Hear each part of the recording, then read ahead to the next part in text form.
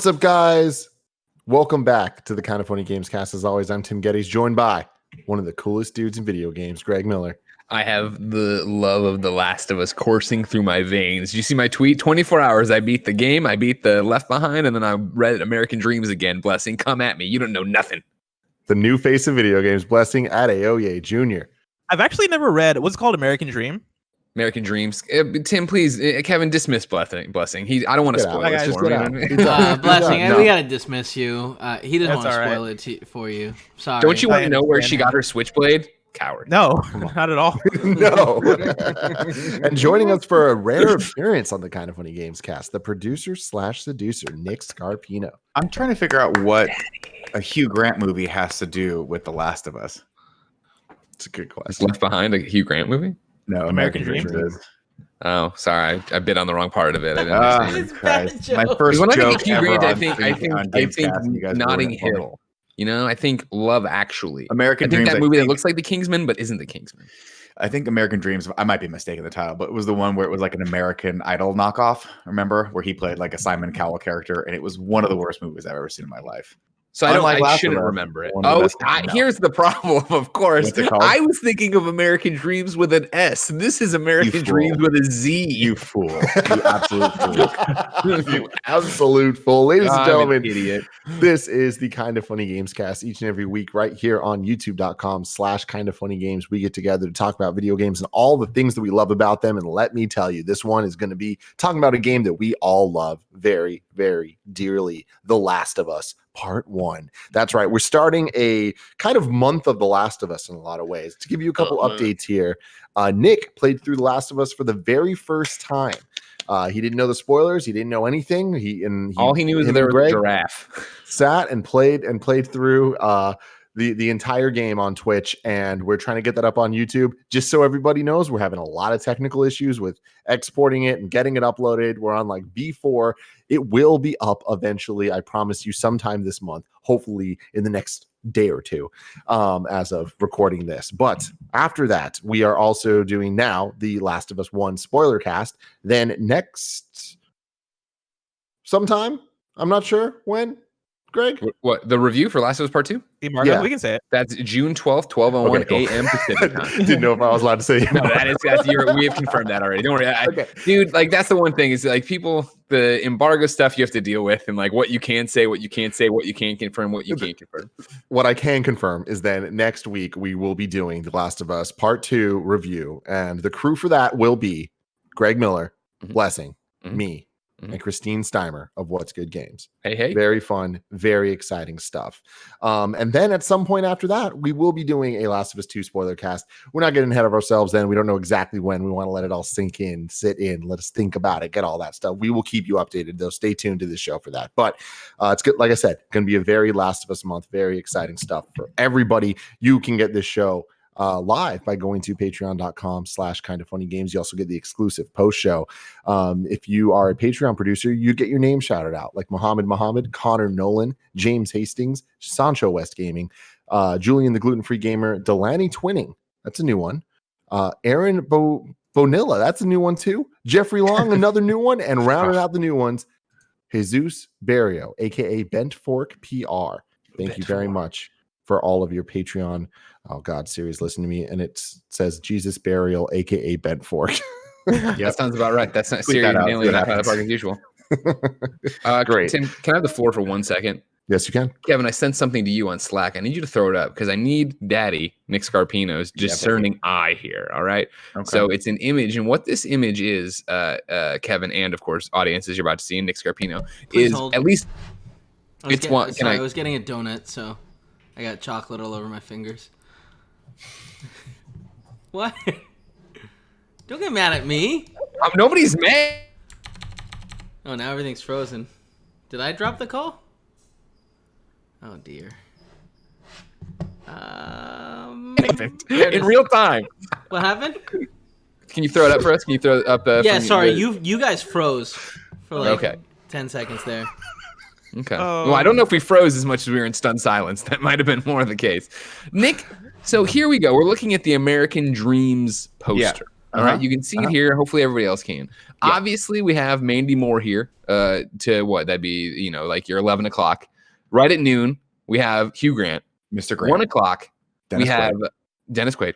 Hmm? Who is this at 2 o'clock? Because it looks like Tom Welling with a mustache and a goatee.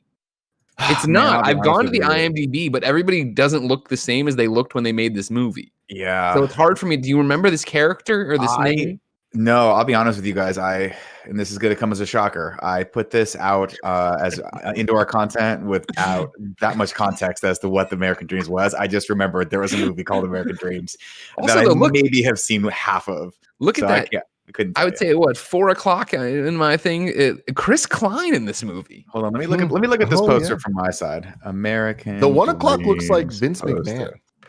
Right? No, I was thinking the same thing. Oh yeah, Dennis Quaid. Sure, yeah. Willem Dafoe is in this apparently as the chief of staff. Dennis Quaid is President Staten. Now this movie wasn't good, you're saying, because it's got a killer lineup. Absolutely terrible from what I remember, but it's 2006. It was different. It's got a 5.4 here on IMDb. Okay, so let me look at this. Let me see if this one loads for me here. Oh gosh.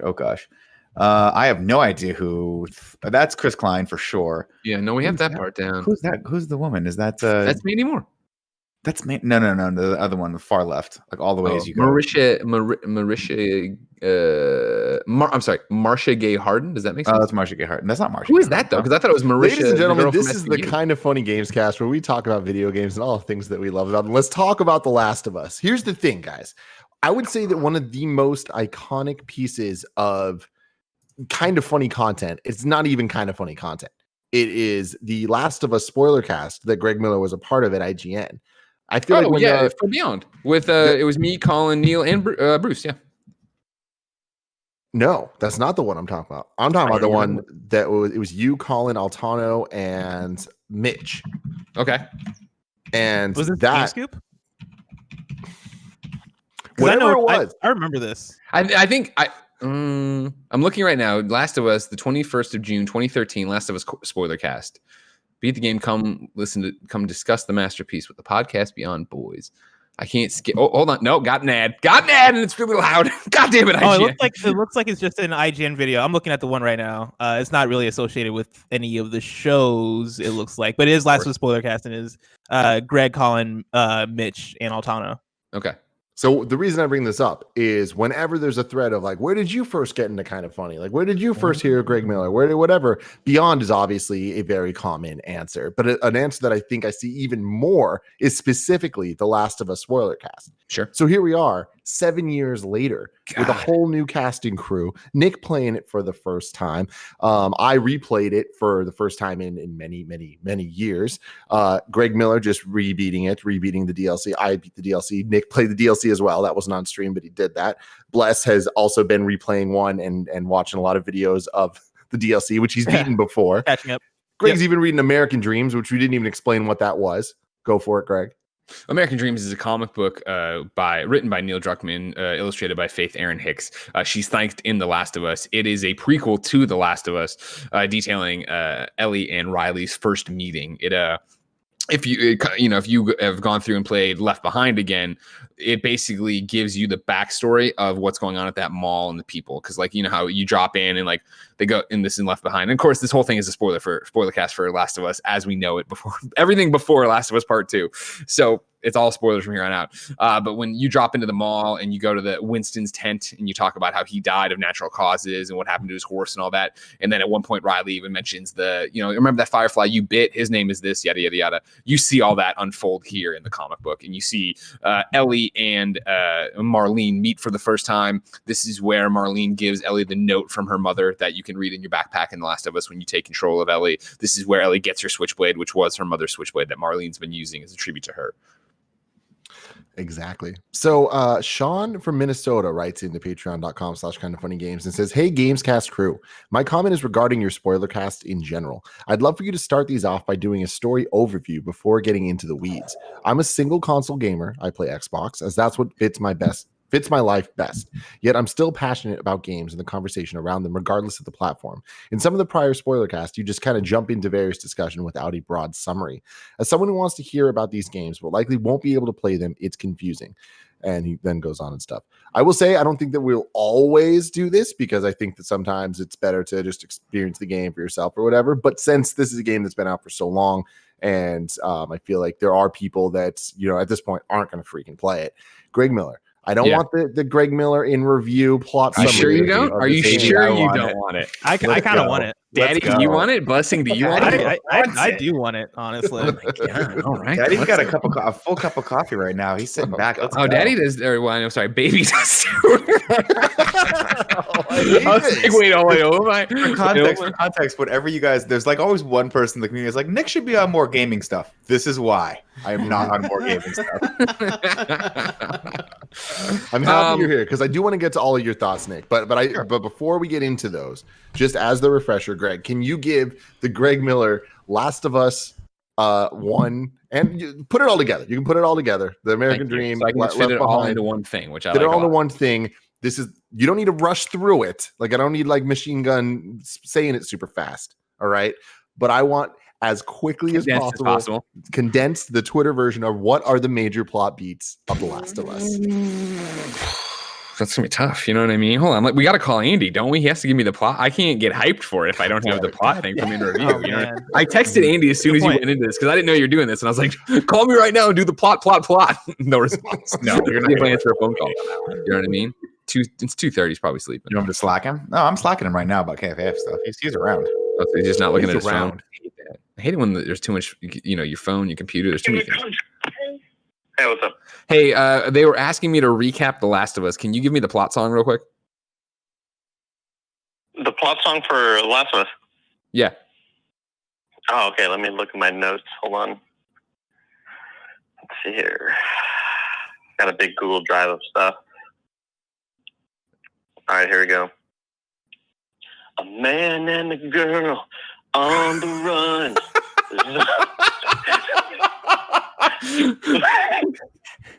Are you just looking for plot? Sorry, I thought you were just going to do plot. I didn't realize you had written a song already in a Google Drive. Sorry, back to it. I mean, it's such a popular game. It's such a game of the year. Sure. No, exactly. I'm sorry. Back to it. I apologize. Yeah. A man and a girl on the run. There's zombies everywhere. Infected. Grab a gun. It's the end of the world. She has the cure, but her heart is much too pure. The Last of Us. Oh, The Last of Us. Still going. We're still going. And then like there's a like a little instrumental break there, but that's about it. Nailed it. Thank you very much. We love you. No problem. Ladies and gentlemen, the date is September 26th, 2013. In younger man named Joel comes home. He has a daughter named Sarah. She is asleep on the couch. Of course, this will be it's his birthday, number one. It might be the 25th then, but Outbreak Day is, of course, September 26th. Sarah the whole gives him condensed thing. He might be 5'6", 5'7". We don't know. Maybe Sarah's like 4 or 5. Maybe she might be 14, maybe 13. Her favorite pet, the pony. That's what she gives him a watch for his birthday. He jokes that it's broken, but it isn't. And then everybody's happy, and they are a very sweet family, and they go to bed.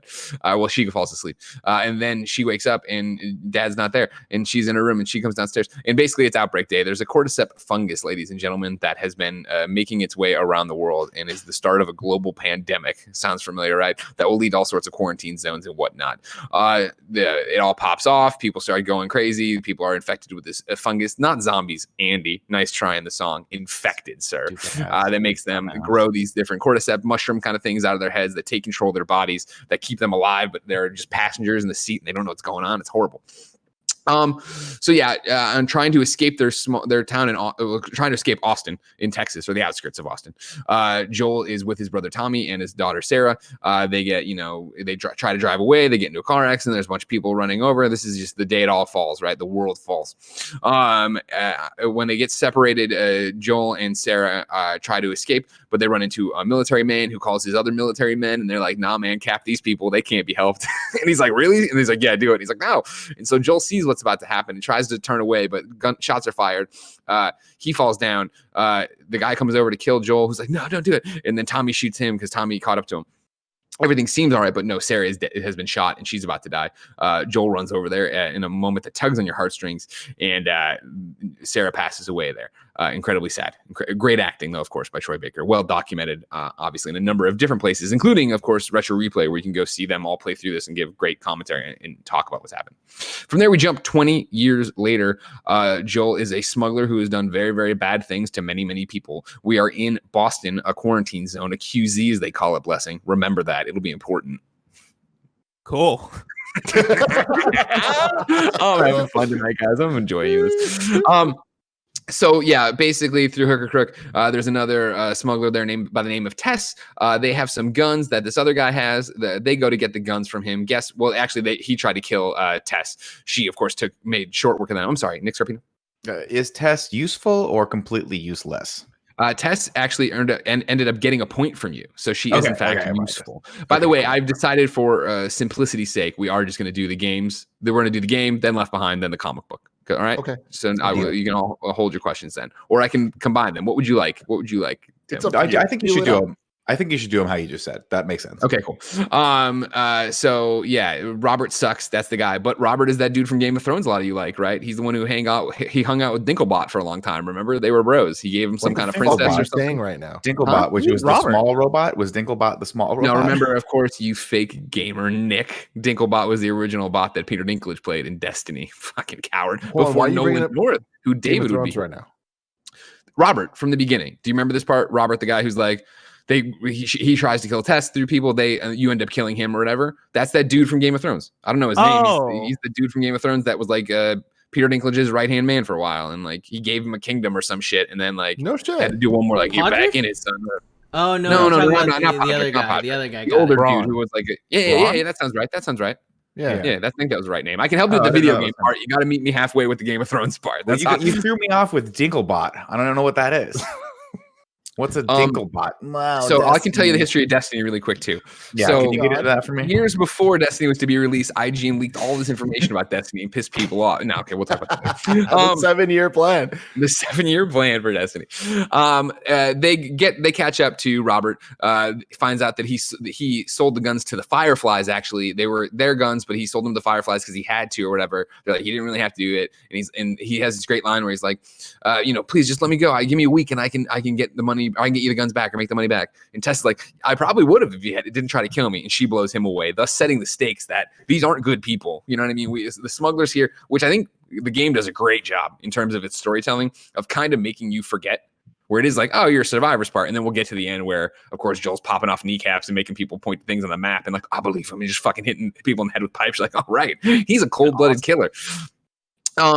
So it turns out that the Fireflies have it. We got to find a Firefly. Luckily, Marlene comes around the corner. She's like, "Hello," but she's been shot, so she's actually more like, "Hello." And then they're like, "Well, hello, what's your deal?" And she's like, "Oh, they all know each other, right? They go back and forth in the quarantine zone."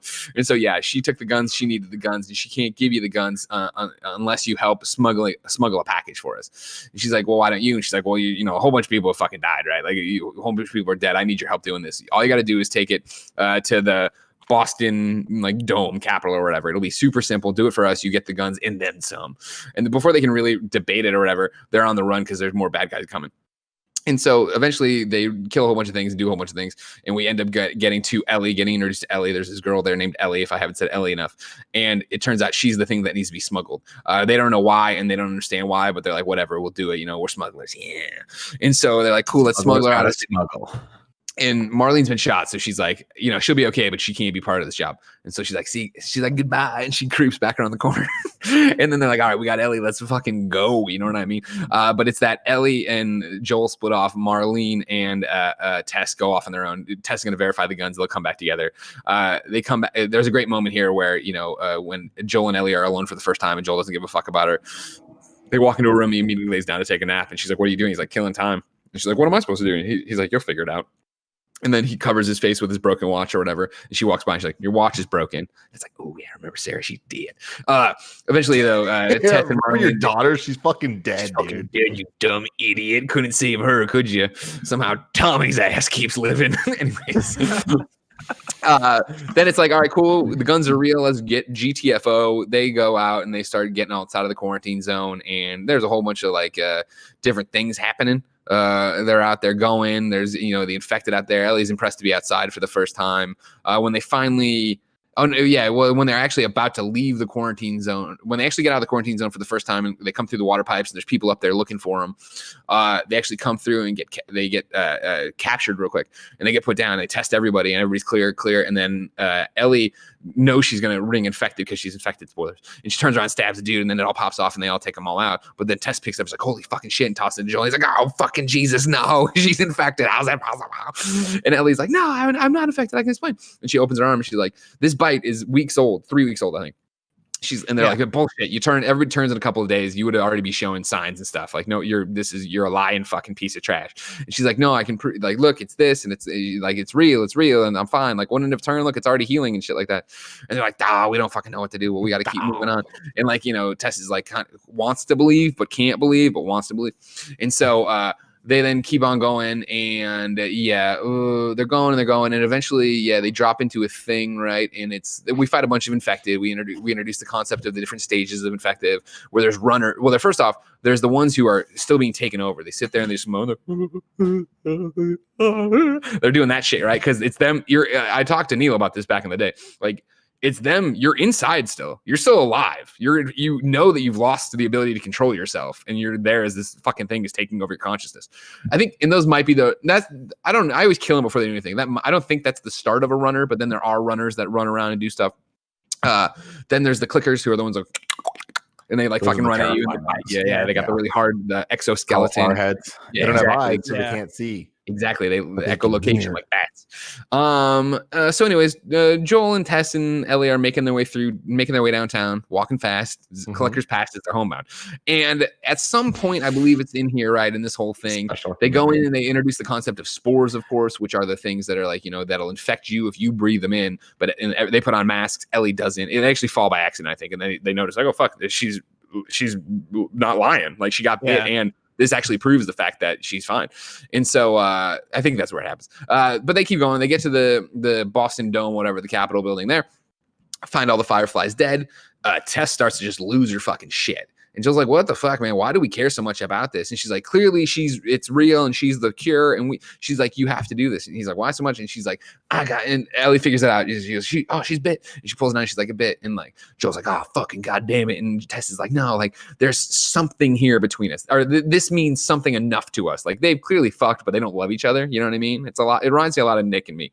They fucked, but they don't like love each other. It's not that passionate. But they're like, Greg, it's the opposite with us. We love each other. And one day we're going to fuck. Oh, okay, cool. And they've been partners forever in this smuggling ring. Look at Blessing's face. Look at Blessing's face when we say things like that, and he lets it slide. One of these days he's gonna call us out. I'm not gonna get in between all this. This is between you two.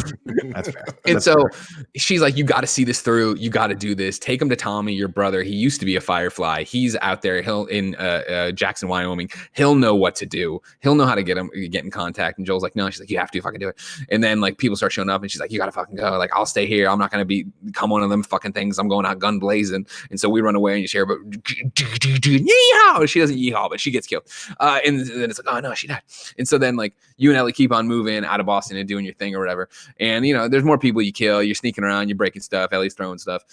Your idea here though is that you're going to go to Bill's town. Bill has a town he's holed up in. Bill is a man who can get things and has things, and he owes Joel favors. So we're going to go there. We're going to get a car and we're going to go see Tommy in Wyoming. Super quick trip just across the country. No big deal. And Ellie's like, cool, whatever. Sorry about Tess. And Joel's like, don't fucking talk about her. You haven't earned any right to talk to me, little girl. And Troy Baker's like, meow. And so you guys get going, and you eventually get to Bill's town, and it's all fortified, and there's all these traps and stuff. It turns out Bill's he doesn't trust people. And Joel's technically never actually been to Bill's town. Bill's always come to them, but they do have a relationship. Eventually, though, we get there. We get saved by Bill when we're fighting some clickers and stuff. And he pulls us into a room, but Bill, being the precocious old man he is, doesn't trust anything. And so he handcuffs Ellie to a pipe, and then he puts Joel down at gunpoint and starts looking for bites. And Ellie's like, I ain't about this life. And she breaks the pipe off, and she turns around and hits him in the arm. And he's like, God damn it. And then Joel settles the whole situation. He's like, calm down, motherfucker. You owe me. And Ellie's like, you owe us some favors. And he's like, I don't owe you shit, Joel. And he's like, yeah, you do. And he's like, all right, I guess I do owe you some shit. And he's like, okay. And so they need to just get a car and get out of here. And he's like, oh, fucking car. Why didn't I think of that? It's easy as hell. I'm fucking Bill and I'm angry about everything. And so it turns out that there's another section of town where he doesn't have any working cars.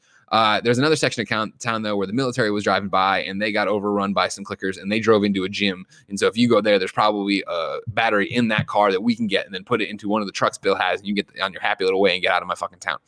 And they're like, deal.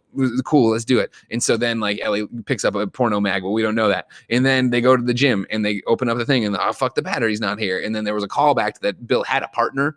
And like that was like, oh, we had already heard that he had a partner that he's gone, that they don't work with anymore. And that's one of the reasons he was talking about where's Tess. And he kept asking about Tess, and Joel was getting real testy about it. They get there though, and there's no battery. Good one, Greg. Thank you, buddy. You get there, there's no battery. And he's like, fuck, no battery. Somebody must have taken it. And then all these clickers start running in. And this is where one of the bloaters runs in. And this is our first introduction to the bloater who can like take off these cordyceps like bombs and throw them at you. And they go off and you get all choky. And he's just really vulnerable to fire. So you just run around and burn them real easy and get them done. You climb up the bleachers and you get out.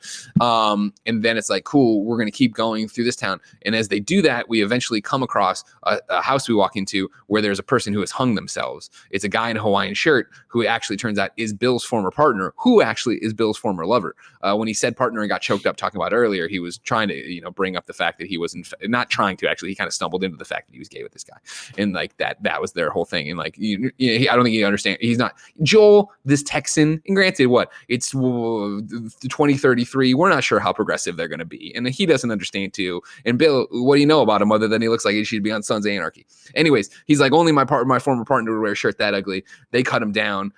You find the battery there. You also find a note though from the partner who's like, fuck you, Bill, you fucking suck. I always hated you and I'm glad you're gonna die in this town. I thought I could get out, but I couldn't. It's like, damn, this is a thing. And so on the way out, of course, Bill's super depressed. You can either give him the note and tell him about it, or you can not give him the note and whatever. And but Joel does have a great moment again where we see that he is sympathetic and understands the situation where he's like, just so you know, back there with your partner, like that was a bad deal. I'm sorry, man. And like Bill's an asshole about it because Bill's an asshole, but whatever.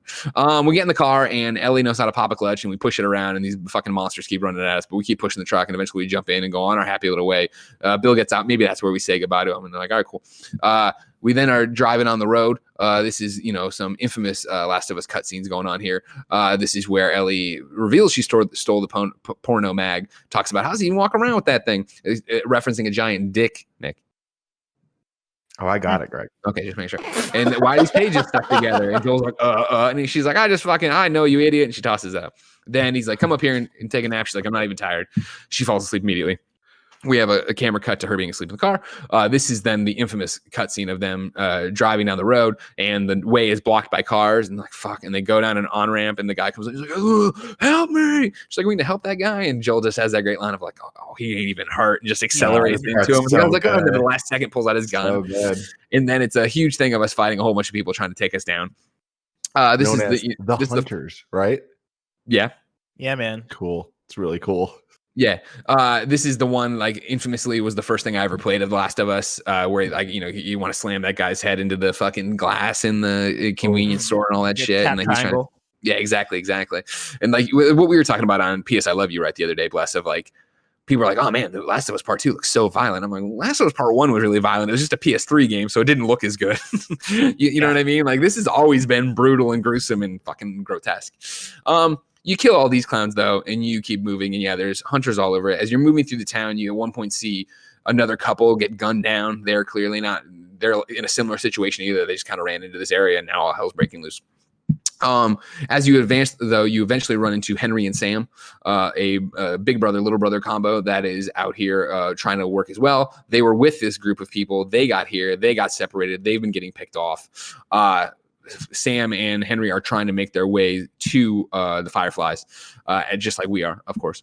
And so, we go through, and as Nick and I know, they eat some fucking beans. And let me tell you, the Twitch chat was not happy when all we wanted to talk about was these beans during these crucial story beats. Listen, man, my heart was beat out of me a long time ago. Okay, mostly by Tim. I'll just put it that way. It's Tim's fault that I have no heart left. So we have some great moments here of really seeing the relationships start to take to be built and how much everybody means to each other. There's obviously the moment of them being on the run from the military truck, like with the turret gun, and when Joel and Ellie get separated, like Joel falls down when the truck's about to come down. He's trying to climb out of something, and Sam and Henry are hold on. Henry, Sam. Henry's the older brother, right? Sam's the little brother, I believe, right? And wait a minute, Greg. Hold on. Yeah. What just happened here? I can picture I can picture the character, and I'm pretty sure he goes say it how he would say it to be like, what name? Yeah, Henry's the older brother, because I remember Sam being yelled more than Henry. I believe Sam was the younger brother. Nailed it, crushed it, killed it. See, you can make fun of me all you want, Tim, but when I go up here, I find the information. All right, you go up here, it's just fucking gerbils. Henry's 25 and Sam is 13. Sam's the younger kid. Yeah. So at one point they get separated, and Joel falls down, leaving the three of them where they could be to safety and run and leave him for dead. Instead, Ellie hops back down. It's like, we're in this together. You guys, of course, get through it, run away. You get, as you're running from these people, though, you fall into the water and get washed away. Joel gets knocked out. When we come to, we're on the beach. Sam and Henry are reunited with us. Joel goes to punch. He knocks down Henry and is like going to shoot him. And Henry, being the fucking badass he is, Sam's like, Sam, put it down. He's not going to, and he won't break eye contact with Joel. He's like, he's not going to do anything. He's just mad. Everything's fine. It worked out the way you left me to die. You got out okay. I knew you could. And he does the classic thing of like, I had to protect my brother. What would you have done if roles were reversed? And Joel kind of calms down a bit.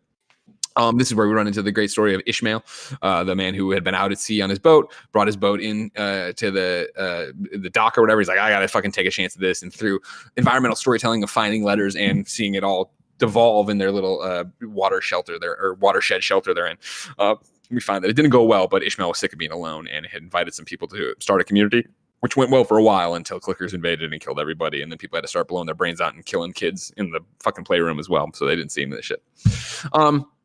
We get all the way through that, though, and at one point, Sam picks up a little toy, too, like a Transformer GoBot kind of looking motherfucker. This isn't really key to the story, just interesting.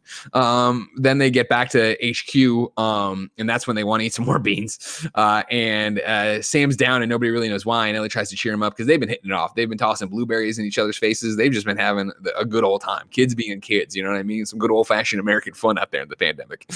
And Sam's all like, I'm counting peaches. And Ellie's like, all right, fine. Fuck, man. I just wanted to hang out and talk about your blue toy, but fuck you. She leaves, and it turns out Sam was bitten. So like, oh, fuck, this shit's about to pop off. So the next morning, who's not played the game, that sound effect is not in the game. So you slow pan on fucking bitten. Then the next morning, Sam's infected body. So this is So runners are just the early infected who are fighting. Attacks Ellie, gets her down. Joel tries to shoot him. What a good scene.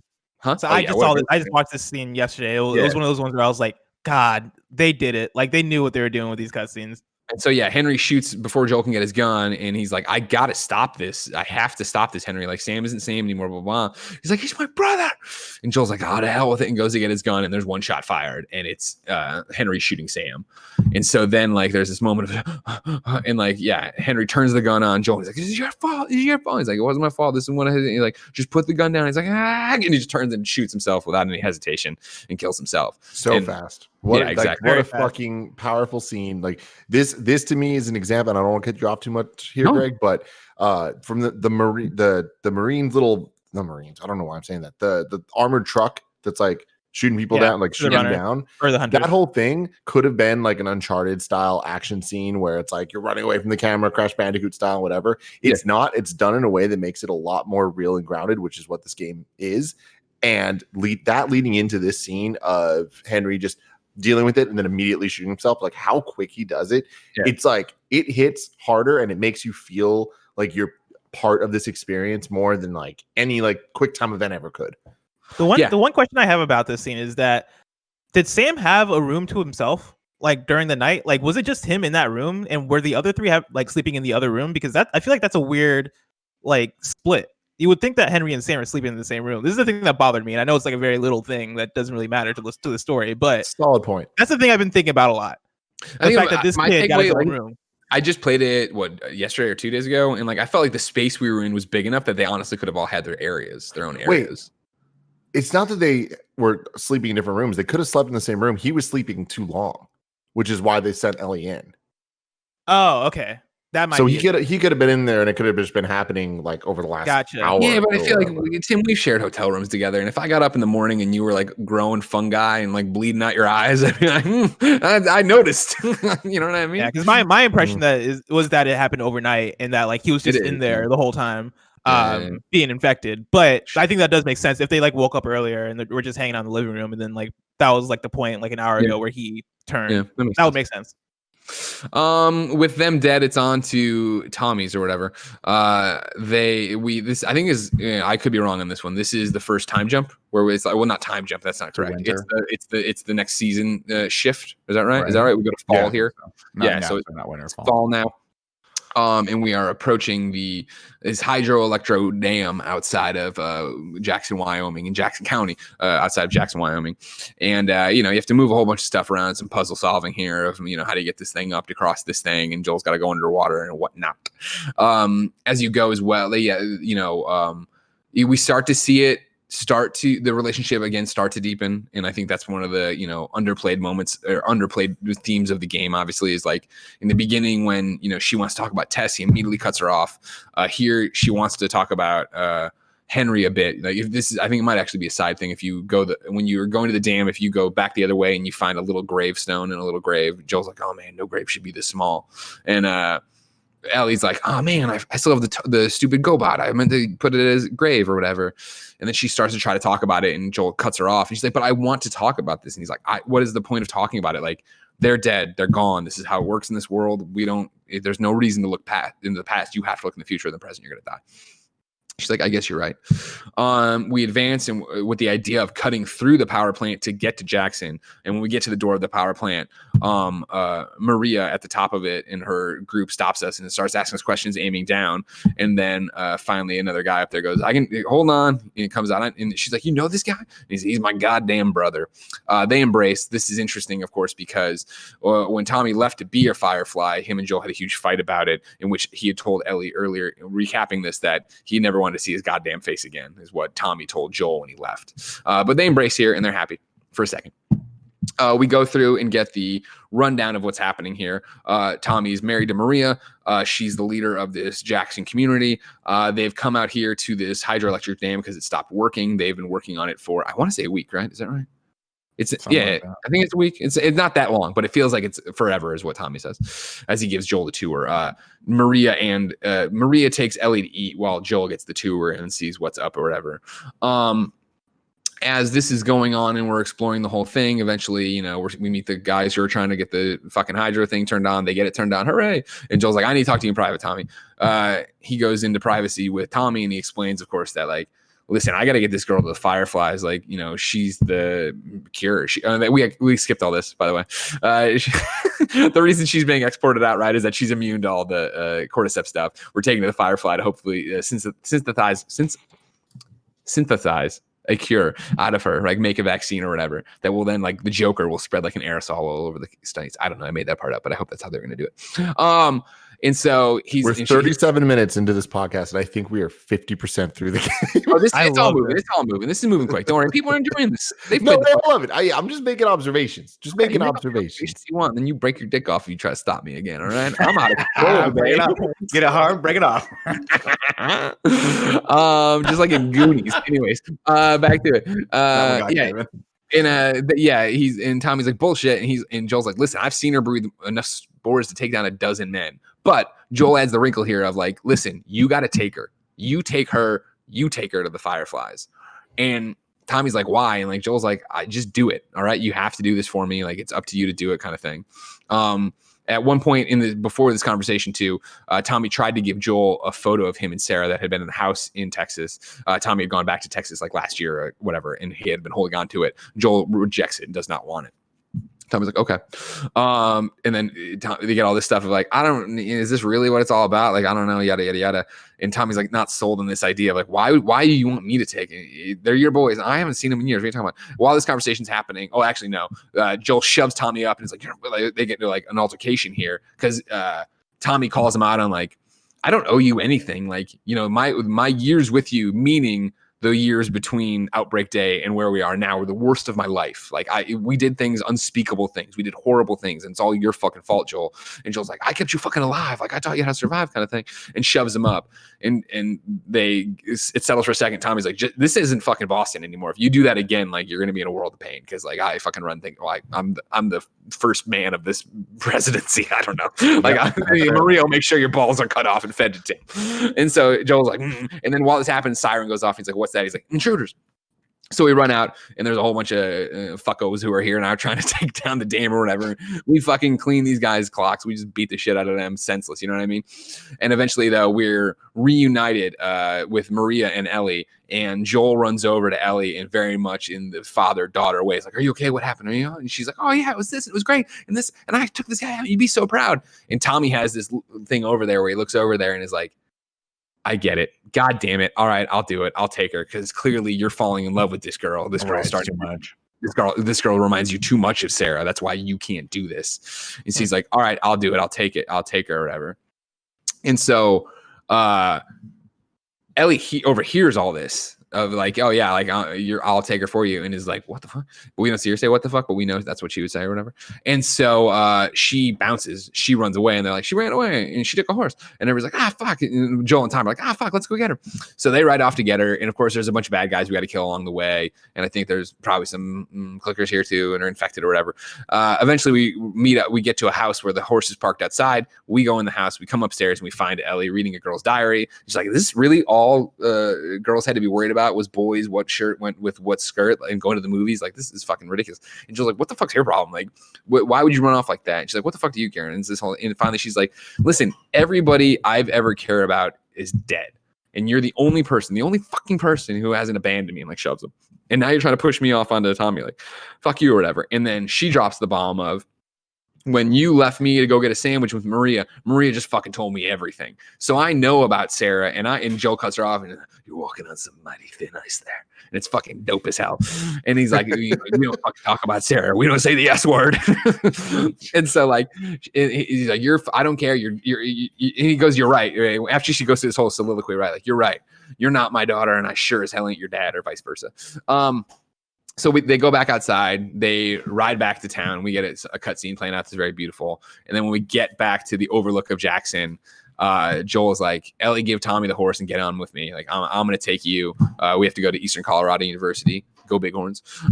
We got to go out there, and we got to find these fireflies that Tommy told us about. And like, I'm not going to leave you behind. And I was like, she, like, you remember Batman and that Justice League gif where Superman comes back? That's Ellie. So they ride. We jump again now, or we maybe this is the jump to fall. It doesn't matter.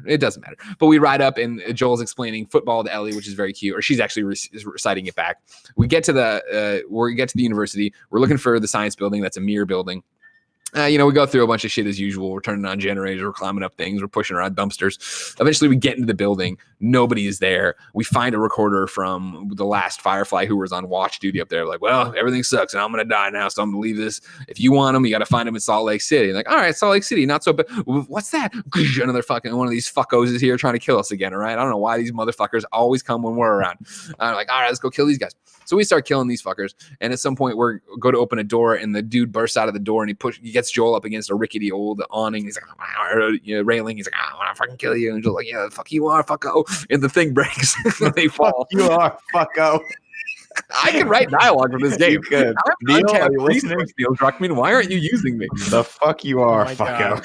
They fall on a piece of rebar. It goes right through Joel's side. It's just fucking brutal. Just fucking brutal. Through him. Now, here's I want to stop you again here. Like, this being a spoiler cast of Last of Us, and kind of just like the storytelling of it, especially now 7 years later after playing this game, I feel like even at the time it was kind of well-worn territory in terms of apocalypse stories, zombie stories, twist this, change that, whatever. Like so many things that happen, so many story beats like we've seen before in Walking Dead, which is even referenced directly in this game multiple times. But something that is crazy to me is now knowing things that happen like in Walking Dead, like with Rick's, like what ends up happening with Rick in the TV show is like the exact same thing that happens to Joel here, where he like falls on something and gets like the pipe put right through him. And it's just like, it's crazy how for some reason it seems like so many of the good, I didn't mean to use quotes, the good storylines when it comes to these like post-apocalyptic, like dealing with infected type stuff,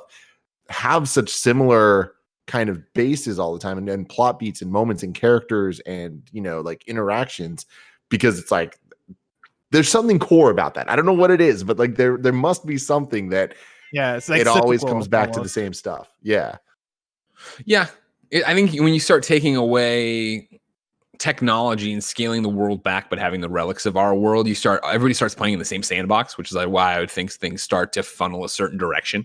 And you see people running into the same ideas, concepts, actual like plot beat moments and stuff like that. Even you figure like, and I at no point would ever sit here and tell you that I think Naughty Dog's copying Telltale, right? But like even like the way Walking Dead season 1 of the game went, right, of being Lee and Clem, and then season 2 being now I'm Clem, right? We see that now and granted, you played as Ellie in the first game for a bit too, in the DLC as well, but it was like that weird handoff, like you're teaching we're teaching this surrogate, right, and then taking control of the surrogate in the sequel. Carl. Yeah, I think for me it's just good storytelling, right? Which is that it's less about, like, don't get me wrong, game mechanics and sneaking through the worlds and fighting the infected and all that stuff is fun, and the puzzle solving elements are fun too. But the at the heart of why this game is great is because it does give you it puts you in those choice moments where you have to choose between like the moralistic tales, all that stuff, and that's the same level of storytelling that Telltale brought to Walking Dead and what they brought to the show, which was like you always there's something kind of sad but fulfilling about having a character put in a lose-lose situation where they have to pick between the lesser of two evils, and that just kind of mirrors some of the struggles in real life. There's just good storytelling. Yeah, for me, like the Joel falling moment and him being essentially impaled, for me was the moment in the game where I was like, all right, I'm curious on where this is going to go. And I know Greg is going to recap the rest of it, but like seeing how immediately ad nauseum the rest of the scene plays out and is like, oh yeah, Joel's making it, and like the more and more you go, the more and more as a player you're like, I don't know if Joel's making it, and then you get to the next chapter and things go on. But this, while rewatching and re-experiencing the game over the last couple of weeks, this was the moment for me where it kind of reminded me like why The Last of Us is as great as it is. Like I've been talking about this on PS Love You, that replaying the game is it's been interesting to see like what elements of the game feel very 2013, and then what elements of the game still feel like they're ahead of their time. Like the game still looks beautiful, the dialogue is still great, the cutscenes are still awesome. But it's been one of those things where the more and more I've played it over the weeks, the more and more I've been like, oh man, like I like God of War better than this. And I kind of still stand by that. But that for me, Joel falling and getting impaled and everything that happens from then on was the reminder of like, oh yeah, like they figured out how to make such an interesting story from subject matter that feels well traveled through. I guess well worn, right? Like we know what a zombie story is. We've had discussions on previous Gamescast with Imran, especially on our controversial opinion Gamescast, talking about tropes and how like Last of Us is pretty tropey as far as like zombie tropes go. But yeah, like when you pull in like the main character getting impaled thing, and then like whether are they gonna live, are they not gonna thing, like I think The Last of Us does such a good job of playing with those tropes, and even though like it does feel like well-worn territory, they keep it fresh and interesting and attack it with such a quality that I think maintains like the masterful level at which this story is told. Here's my question, because when Imran was talking about controversial game opinions, I knew we would get into it on this or whatever. Is The Last of Us tropey? Like I know we can say that, and I mean, yeah, oh, there's zombies, and you're in this post-apocalyptic, and like there's things we're referencing and stuff, but I feel like a trope is like a crutch that you're using over and over again. And I guess like I think when I got into the sense of the tropey stuff, Greg, I think it's like the cannibals. You know, it's like, of course there's going to be cannibals. Mm-hmm. Of course there's going Yeah. to be hunters. Of course, like it's funny that like you can look at the names of Walking Dead arcs in the comics and pretty much one for one Okay. find them how it like works here. But it's like I think that tropes aside, it's like at the end of the day, it's all about characters because it's like Sure. all these zombie stories, they're not about the zombies, they're about the humans. And Yeah. it's like And- really though, when you have a character like Ellie, like I love the amount she says fuck. And that's such a Sure. weird thing because it's so easy for that to be a crutch, for that to be something where it's just like, oh, like you're edgy and you get to say whatever you want. It feels like she's such a real character because like they commit to that, you know, and it's like they commit to the way That's she her talks to character. That's who she is. everybody. She is that. And it's like I love that type of stuff. And to me, it's working within tropes to still like nail the storytelling, but really make you connect to the different characters. Yeah, that's like my main thing is that I don't necessarily think tropes are a bad thing. Like unless it's one of those things where you're being tropey and also like uninteresting in how you tackle them. Like, you know, in any zombie story, yeah, you can predict cannibals, you know, being a thing. You can predict humans being the real threat. You can predict a zombie story to tell an actual deeper story about how humanity can still exist in the worst of times. Like I feel like there's so many things that Last of Us does where you can probably point to Walking Dead, like Tim was saying, or I know there's like a lot of inspiration from The Road. And you can point to plenty of different pieces of fiction to be like, all right, yeah, this is where Last of Us probably pulled this from. But I don't think those are bad things by any means. Like I think, you know, in some points it could be like, all right, like I've seen this before, but for the most part, in the ways that The Last of Us tackles them, especially in 2013, I feel like those things were fresh and still, as I've been replaying the game and re-experiencing the game, like for me, it still stayed fresh for the characters and the performances and like the ways in which those puzzle pieces come together that make it feel like a bigger thing than the I guess the different puzzle pieces, right? Like it feels way bigger than the tropes that are at play. It feels like, yeah, through the characters and through the storytelling, all this stuff, like that stuff comes together and works. Yeah, for me, it comes back to the old, like the story, like the writing concept of like there are no original stories, just different way, like finding a new way to tell the story. And I feel like this succeeds in that more often than it doesn't. I mean, yeah, it's full of tropes, of course. It's a survival horror genre. Like every survival horror genre is going to have that moment where you run through the little hole and guess what? Something's going to grab your fucking foot. You know it's coming. You know these things are coming. But it's the fact that they're still impactful because you care so much about the characters that makes this a work of art. Okay. That all makes sense. Thank you very much. You're welcome. Joel gets impaled. Great moment here where Ellie hops down. She's like, "Oh Jesus God, what do we do?" And he's like, "Move." And she's like, "What?" And he fucking pushes her, and the door bursts open. You shoot from the floor and you can kill some clickers. Eventually, she pulls you up off the rebar. You're bleeding like a stuck pig.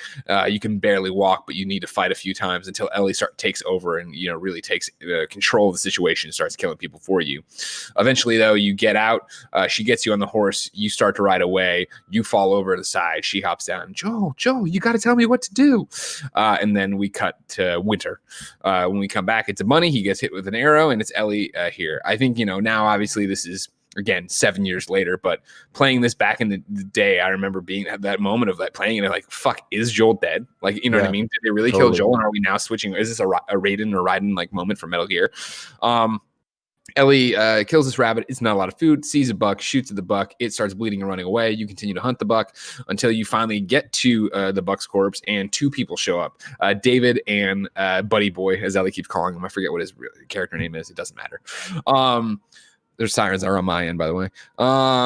Ellie is very much not trusting of these two people. She keeps the bow and arrow drawn on them at all time. David is very much like, hey, man, this is a chill situation. Huh? It's James, not that James, thank you. She calls him Buddy Boy. And it's yeah, okay, cool. And he's like, hey, there's a bunch of food here. We just want to trade for some of it with you. I'm sure you could use ammo, clothes. And she goes, medicine. And it's like, oh, Joel's alive. Jesus Christ. And he's like, she's like, you get me medicine and you can have the entire buck. And so he says to James, go get 2 bottles of penicillin and a syringe. And he's like, really? He's like, go. He takes off. David stays. Ellie's like, I'll need that gun. He's like, of course. Hands over the rifle. He's like, why don't we go indoors and I'll drag the buck in there. She's like, all right, cool. He drags the buck in there. She never really lets it down. As they're in there just chatting a little bit, and he's like, oh, he's like, they're catching up a little bit. Infected roll up. David pulls a gun out of his ankle holster or whatever, shoots them. I was like, you got a gun? He's like, I'm sorry. And he's like, can I have my rifle back? She's like, no, you have a gun. You're fine. You fight off a bunch of infected. Then you get on the run from the infected. You continue to be on the run from the infected for a while. There's a bunch of different arena battles and fights you get into here. I remember Nick really hating this one. I remember my first playthrough really hating this one too, where you get in there with the long hallway into like the work zone, into the elevated platform there, and you have to like manage how to do. There's a lot of waves. Yeah, this is like one of the most Uncharted moments of it. Totally. And that's, what it is. What it is. Yeah. Well, I mean, that's the thing of like better or for worse. Yeah, it's crazy to play this and like to be playing this after 2 previews of The Last of Us Part 2. You know what I mean? The 2 big sections I did last year, and then the 2 hours I just did recently. It's so crazy to be like, holy shit. Is that a different game? But no future spoilers in terms of how they do all that stuff.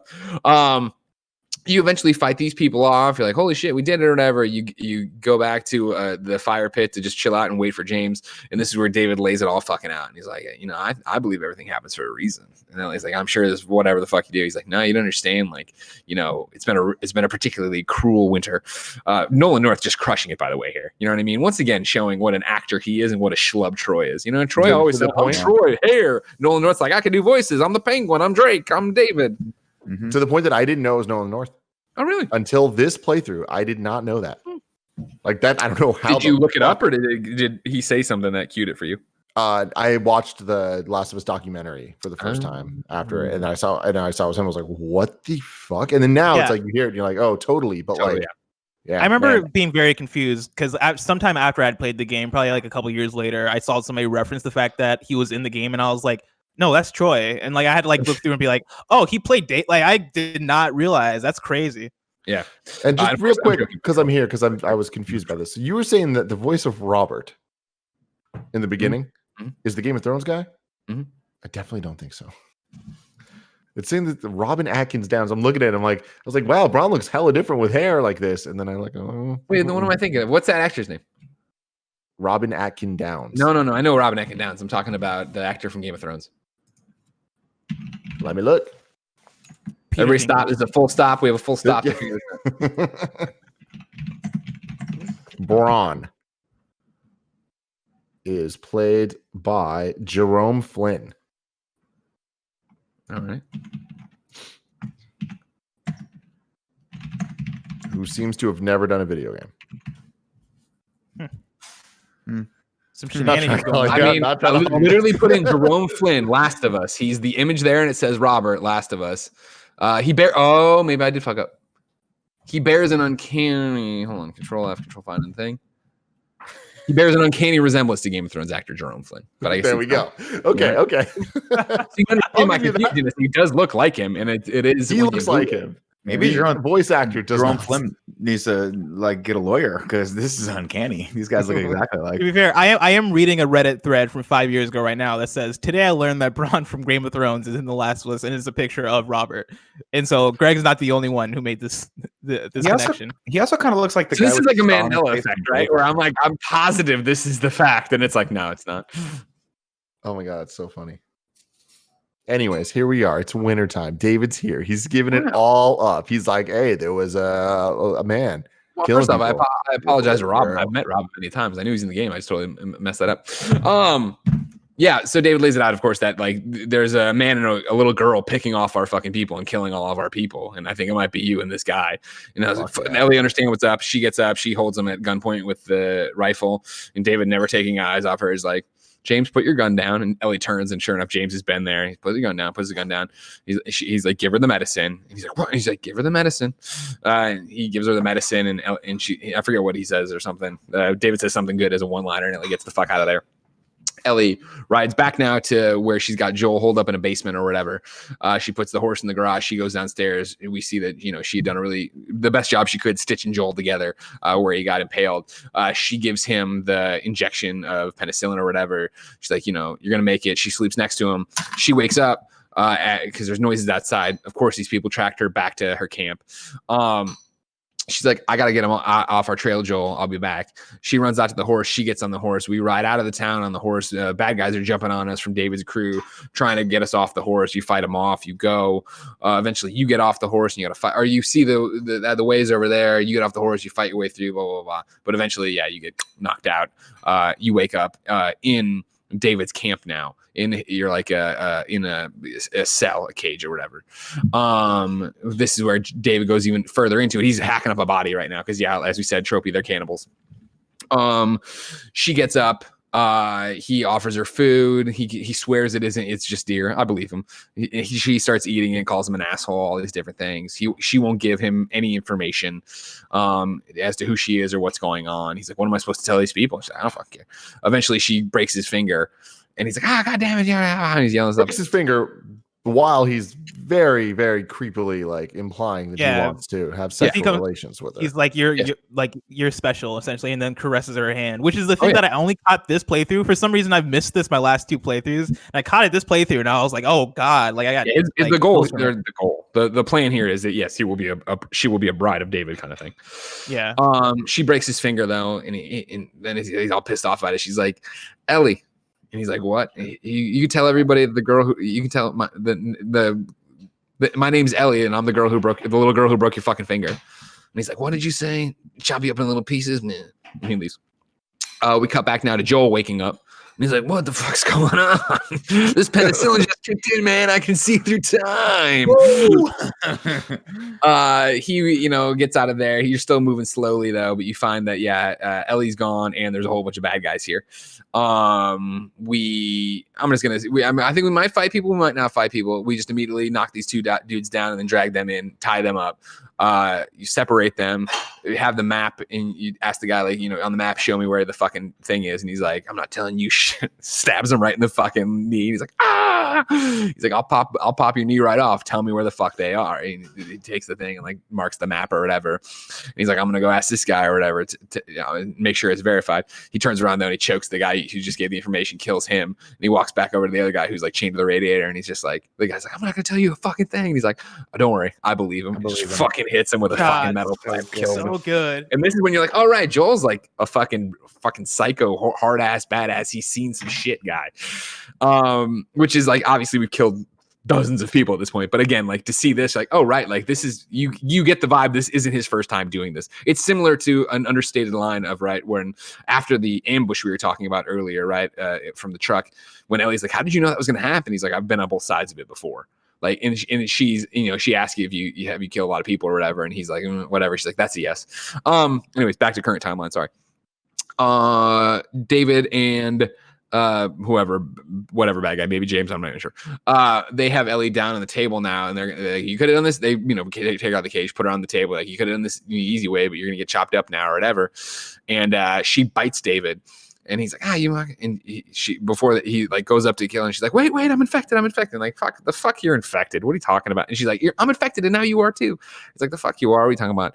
And they pull up her sleeve and see the bite there, and the other guy starts freaking out. He's like, doesn't make any sense. And David's like, that doesn't make any sense. And they let their guard down long enough for Ellie to get the blade, chop it into the other guy or whatever. David's like, fucking goddamn it. Ellie escapes, then runs outside. It's a blizzard. You have to run around. It's a great scene, by the way. Anytime they use that ambient like blizzard or there's a fire happening, and then all of a sudden it's subtle, but you can't see anymore. It adds so much more to the tension. They run all over. Ellie runs all over the place, eventually ending up at like a diner. So then we're there as we try to leave that place. David appears, pushes us back in. He's got the machete now, and we get to a boss battle. One of the few boss battles in this game, kind of. And I hate this boss battle. I love the story elements of it. The battle itself is it's obtuse of exactly what you're supposed to do. And like, it's one of those things where eventually it's clear. It's never fun. And I think that the gameplay elements, it's one of those examples of like, you don't do this stuff often enough for this to be fulfilling. Yeah, but the biggest issue I had is that I had a glitch this time I played through. And it's been so long that I played that I didn't remember everything. So he's outside of the cabin diner thing, right? Yeah. And like he eventually like he opens the door and comes in, and then the boss fight starts, and eventually things start catching on fire and the whole place is on fire, right? Mhm. For me, what happened was the door never opened. He stayed outside. Cool. And eventually the whole place lights on fire. And I'm just in here as it's burning. And I see him outside and he's shooting like out the window. And I was like, come in. Oh, that's funny. Like, I need to kill you. Please come here. and I was so confused. I was like, why the fuck is it? And I died like 3 times trying to figure out what to do. And I had to end up having a hard reset. And then eventually he just came in. I'm like, oh, okay. That's really funny. Yeah, and so there's this, the battle here between David and Ellie, where I agree with you. Again, it's like the only boss battle in the game outside of like the bloater, but I don't really count because that happened inside the world as you know it. Whereas this was this weird like, all right, you have to sneak and you have to crawl over these plates and this, that, and the other. And again, like I remember the first time being like, what do they want me to do? Whereas, and then now playing it again, it's still not fun because it is just like I kept it in the one area the entire time where you just walk around one corner and he goes there. Yeah, exactly. And it's just like, okay, I got him. He's done. Yeah. Eventually though, so you get you keep hacking at him with your switchblade. He eventually knocks you to the ground. The machete is just out of reach of you. I forget if this is the trade-off right here, but I'm gonna do it to you anyway. Meanwhile, Joel makes it to town finally. It turned out the information was there. The blizzard's there. He's still sneaking around killing people too. Eventually he walks into a room and finds Ellie's backpack there. There's a whole bunch of kids' clothes and stuff too, even though we never see any kids in this place.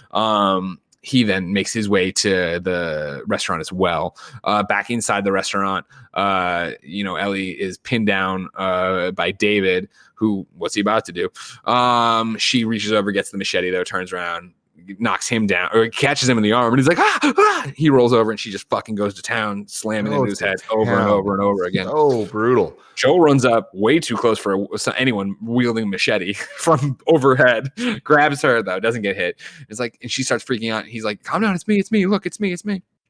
Ellie's very destroyed by this brutal murder, and then also the fact that she was about to become some kind of weird sex slave, and is like, and she's like, I know, honey, it's over, blah blah blah. It's okay, baby girl.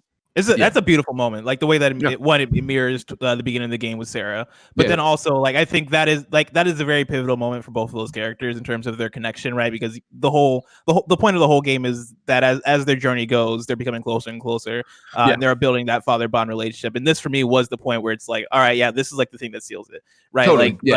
Joel finally sees Ellie as a daughter in the way that he wants to protect her, and then like as you get into the next chapter, you can already see like, oh yeah, they have this relationship, like they're cool, like they're all the way there. And with that, like that, it's funny to me that I think that there's about a 15-minute stretch of content here where it goes from like one of the worst examples of gameplay in the game with some of the best storytelling, followed up with some of the absolute greatest reasons why video game storytelling is different than movies and interactivity matters, where we have this whole scene of the boss fight, David dies, they get connected, we get the jump, we get into the giraffe scene and all that stuff. And this one task that we've done a million times of trying to like do the boost up or whatever, the way that it's interrupted is so fucking beautiful, and movies can't do that. Yeah. And so, to your point, we are in Salt Lake City now. We are very close to the hospital. As we continue to make our way there, it is made clear that Ellie is completely distracted, lost in her own head, her own thoughts. Joel is trying to be the dad to her and ask her all these questions and engage with her, and she's just not hearing it, not in a dick way, just she's a lot in her mind way. Obviously, she's been through a very traumatic incident, and now their journey is very close to ending. So she's clearly depressed in her own head, wrapped up and stuff. Joel boosts her up. She goes, oh my God, you got to come see this. You get up there thinking it's going to be a clicker, a monster or whatever. And you follow along as the lights shining in beautifully and these shadows are going. And eventually, you round the corner and it's a giraffe that you can walk up and pet. And then you go out to the next room, this overlook, and you get to just sit there as long as as you want. I don't know how long, but you hit triangle and you can sit there for the most part as long as you want. And just watch this, Nick, I'm sorry, what's a herd of giraffes called? Gaggle of giraffes make their way across this parking lot in this world that's been reclaimed by nature, and of course this zoo that they had referenced and signs and stuff that has clearly been overrun, and the monsters, the animals have now taken over the city. When you decide to break away from this beautiful, touching scene that did get me choked up, I remember on my first playthrough, I paused shortly thereafter and went out to walk boarding. And I remember it all catching up to me because I'd been marathoning it all weekend to make it for whatever embargo it was at IGN. And I remember it being I got choked up and thinking how beautiful that was. And I was like all of a sudden where Ellie was. All right. So we're not. Yeah, hold on. Away from Ruben. It crashed. Okay. Oh no. You guys see me? Yeah, we see. Yeah. Well, we see your picture. Did it record? Yeah, no, it's still recording. We're actually recording this too. Cool. We're live streaming right now, so I mean, Yeah. that's all. It's out there. Can I pick it back up? 2 seconds. Pop out. I wanted to show you guys that group of giraffes is called a confusion. Sorry. A confusion. It's a confusion. It's not a gaggle. Well, that's confusing. It's not a joke. I see what he did there. Hello, I'll let hello. Greg get all the good ones. Good job, Tim. Right now we see the Fuji. See, I'm seeing it's Fujifilm called a up tower, here. Kevin. Oh, A who's tower lying? of giraffes. I just Googled it, so you're Guys, I'm also seeing that Googling. Jerome Flynn is in The Last of Us. That is such a mind-boggling thing. Of like, I was so sure that I'd run into that information somewhere. A group of hyenas is called a cackle, which is pretty interesting. And a dope. group of hippos is called a bloat. Makes sense. You know what a group of crows is called? A murder.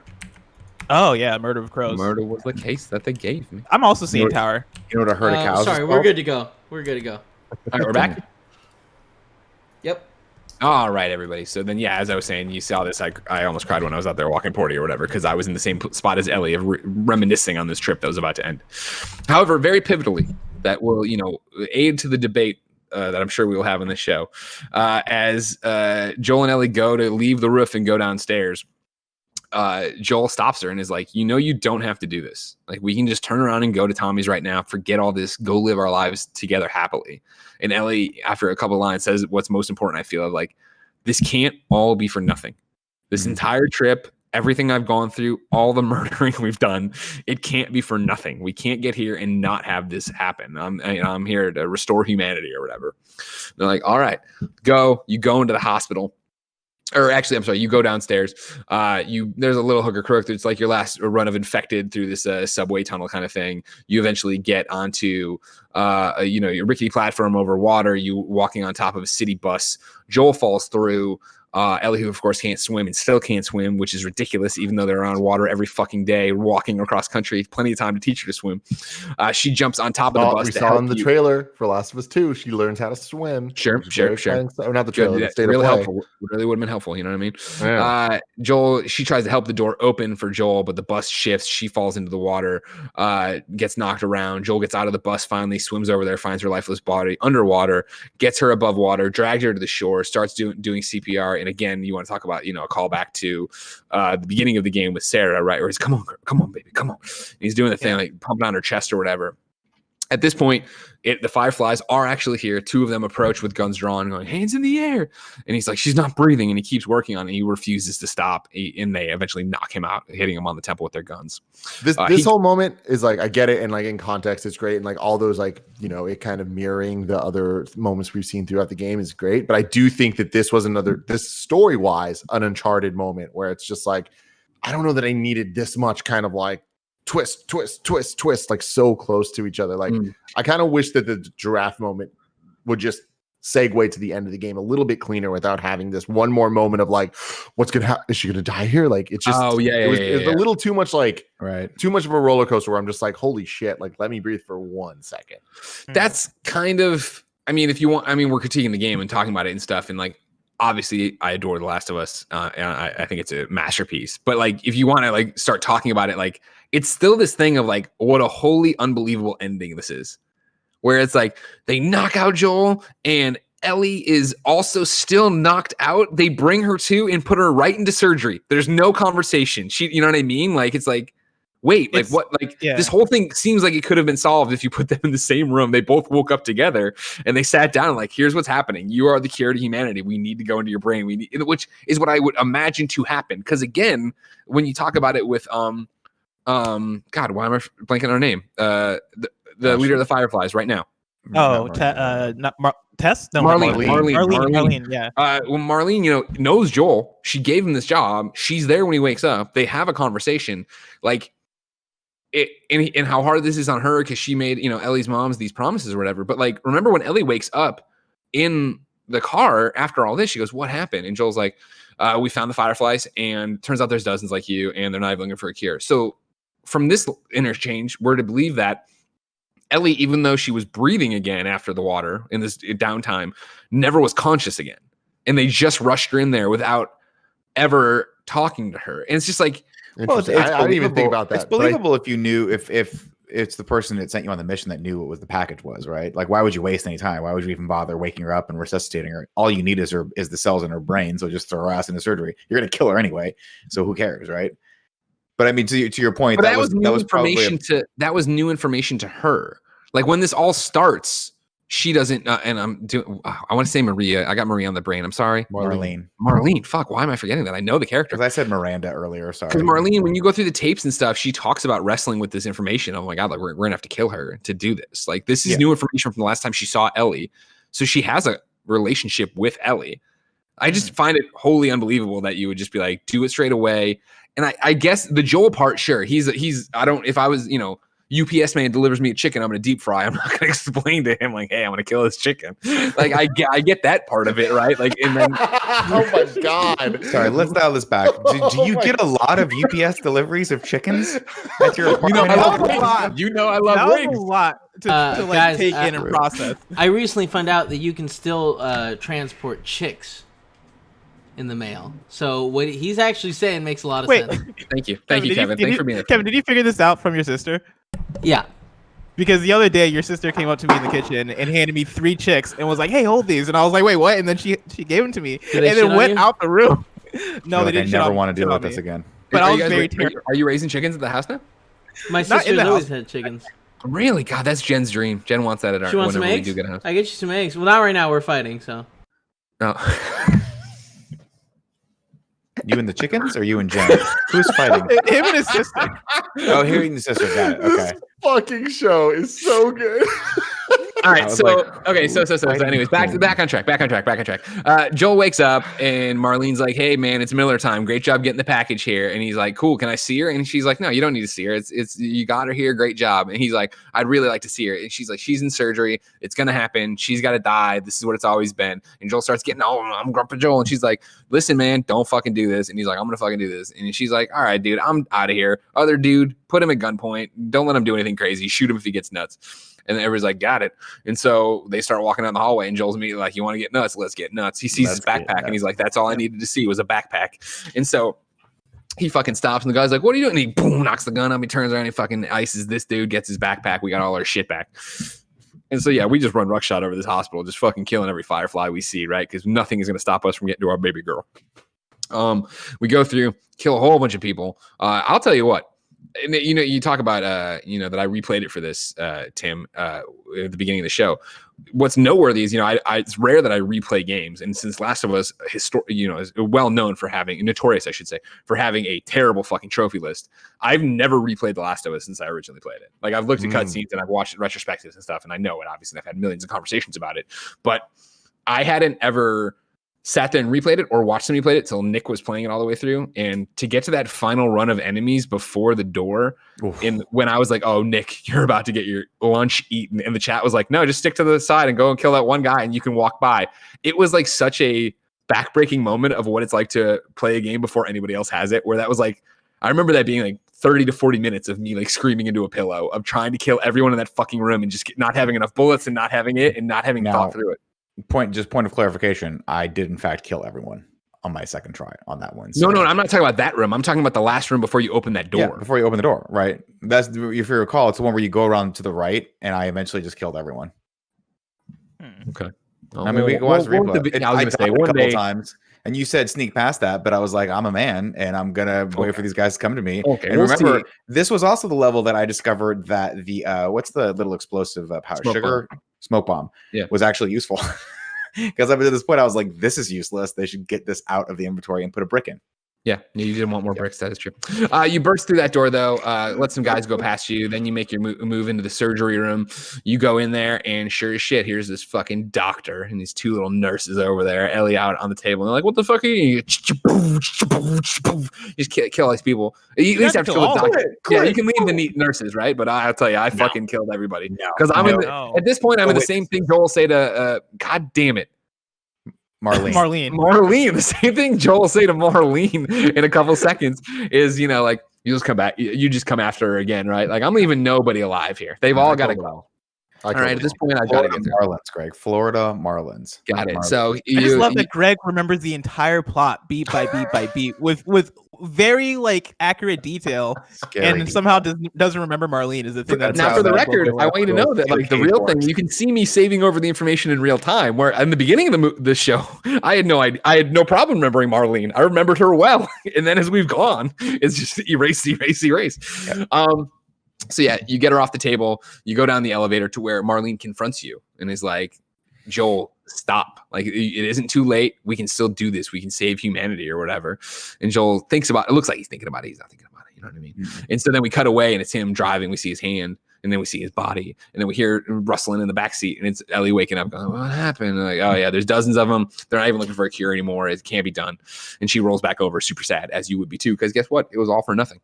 Then we cut back to see the ending where it is that he thinks about it for a second, and then just this great scene of having Ellie and just turning, and he's got the gun underneath her legs and shoots Marlene, and she drops. And then he puts her in the car and comes back. She's like, wait, you can let me go. And he's like, you just come after her again. Ices her, and then we're into the car. And so they drive back to Tommy's place, Jackson. We take control real briefly. We're Ellie in this one as we walk behind Joel as he's making small talk as we are heading our way back up to the overlook here to see Jackson. And once we get up there, we go into another cutscene, the final cutscene, where again, you want to talk about like just dynamite acting, especially for a video game, and why I think this game is so Ellie holding her fingers like as I do or anybody does when you have to have this uncomfortable conversation you don't want to have, and ask some point blank, like, tell me everything you told me about the Fireflies is the truth, or swear to me. And Joel goes, I swear. And there's that great scene of her just, okay.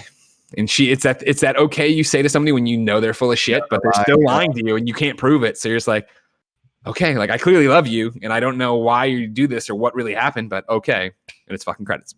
Jesus Christ. Powerful every time. Now let's jump into the Left Behind. Now this one's super fast, Tim. This one's super fast. Left Behind, of course, is two things. It's the prequel to ever meeting Joel. You're playing as Ellie, and that's also the insert of what Ellie was doing when Joel was hurt and we had that downtime or whatever. So this one picks up in I'm going to say current time, but you understand how this works. Joel falls off the horse. Ellie gets him to a mall, puts him in one of the shops, and then goes out looking for supplies. This triggers, or at least runs coincidentally with how she got infected, hanging out at a mall with Riley, her best friend. Riley, of course, left unceremoniously, just disappeared from the boarding school Ellie was at and she was at. She returns one night, 45 or 46 days later. She has become a Firefly. She has the pendant to show it and wants to have an awesome night with Ellie, basically, like go out and be friends again. And so she takes her to the mall where she has found out that the power isn't out everywhere. They just flip the circuits. So she flips on the circuits. The mall lights back up. We find out about Winston and his thing. They drink some alcohol. Actually, that might have been the comic book.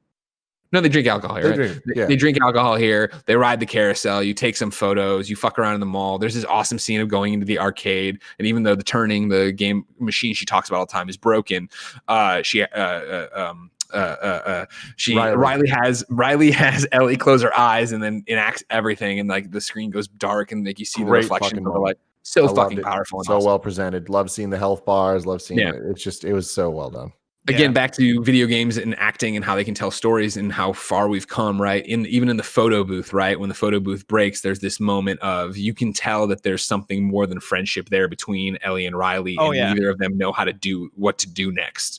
Going through it, I forgot like when's the moment where they kiss, right? Spoilers for a couple minutes after this, but like I was like, oh yeah, when is the moment? And as they're in the photo booth, I was like, oh, I guess this is the moment, because you have that thing where they're taking the photos.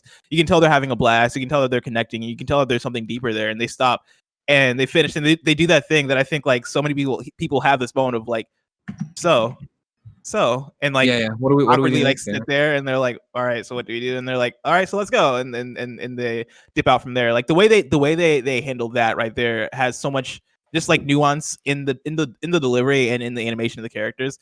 So good. And it's that thing of, it's one of my Last of Us and everything else is tied to my career as PlayStation and beat reporting and IGN and all that jazz. One of my favorite stories ever, stick with me, is from 2017. They updated. I'm looking at IGN. 2014, when I went to my first MomoCon in Atlanta, Georgia, and I did the Last of Us panel. And it was there with Troy and Ashley that Ashley talked about, and I was hosting it. Ashley talked about watching Kathleen MMS on YouTube see this and react to it. And if you want to go look it up, it's got 125,000 views. Kathleen MMS. She's I don't know if she's gay or, you know, bi or whatever, but she's queer. And her reaction, the video that is up, right, that I linked to in the IGN article, is her getting the, oh, like, okay, I see the photo booth thing. Like, oh, wait, are they hinting at that? That's really cool. And then when they kiss, like we're talking about, she breaks down in tears to finally see that represented on the screen in a video game. And it's so powerful. And then Ashley telling that story at MomoCon made her cry. And it's like that awesome reciprocal relationship, you know, the creators have with the audience, the audience has with the creators. I think to see all that power in, you know, creations and reactions. I digress. So yeah, eventually, you know, they make through. They have a squirt gun fight. They throw some bricks and some stuff. You go to a Halloween store. You put on masks and stuff. All just and like this is. I schooled her at that squirt gun fight. Nice. I took Riley to the fucking store. Actually, I didn't do that well on it, but I just want you guys to think that was cool. Also, the brick breaking thing, where like throwing the bricks at the cars and stuff. Like, I love it, man. Like, make gameplay out of the little moments too. It doesn't need to be like us having crazy action scenes with like infected. It could just be the two girls getting to know each other and playing around. Like, I love that stuff. Yeah, it feels like a lot of the Left Behind, as far as like the gameplay of it, in those moments feels like they're like, all right, let's just throw a bunch of shit at the wall, right? Between the fighting game thing, between breaking the cars with the bricks, between the squirt gun fight, right? Like a lot of creative ideas in there that you imagine like weren't in the main game just because they couldn't figure. There's no way to figure out how to put a squirt gun fight in the main game between Joel and Ellie. At that point, it's like, what the fuck? But it's a cool. Like, sorry, go on. Oh, no, go for it.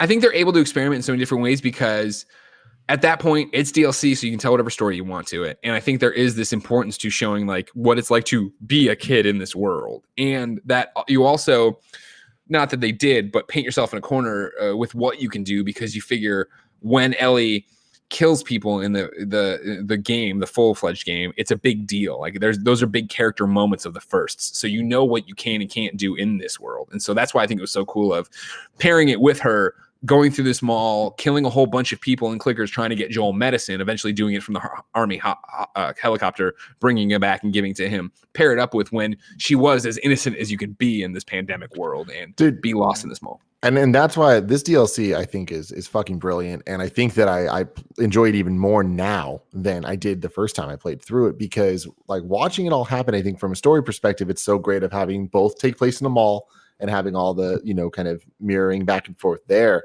But then also, a squirt gun fight being juxtaposed against like Ellie now straight up fucking murking these fools that are coming at her. It's like all that stuff is so having great. To like survive like by herself in this like dire situation where she's in the middle of nowhere and like doesn't have any, and has to take care of a person who's dying. And this is the first time I played Last of Us and then the DLC together. Mm-hmm. And it's such a great experience that makes you realize how much better Left Behind's gameplay is than the original Last of Us. There's just something about it that just feels tighter. Ellie feels a lot more maneuverable, but like she was in like good in the first game too, but I feel like it's more fun to play as her in the DLC. And it's little things like the AI, like the amount that they focus on having humans and infected in the same arena, where you can like throw the bottles to like cause the infected to fight them. Cool. That stuff's fucking cool. And it's like, it's so much more advanced than what anything we get in the first game. Yeah, I agree 100%. That was, I really wish they would have done more of that in the first game or the real game or whatever. I don't know how to, the game. Exactly. But I do love the fact that, so for this DLC, they're like, we can get weird. And let's take what we already have mechanically and put it into what kids would do just running around a mall if they had nothing going on. Going into the Halloween store. The Halloween store is great, dude. The Uncharted thing. Yeah. Just like the Uncharted board game and stuffed figures for Jack and Nathan in the kids' room in the core game.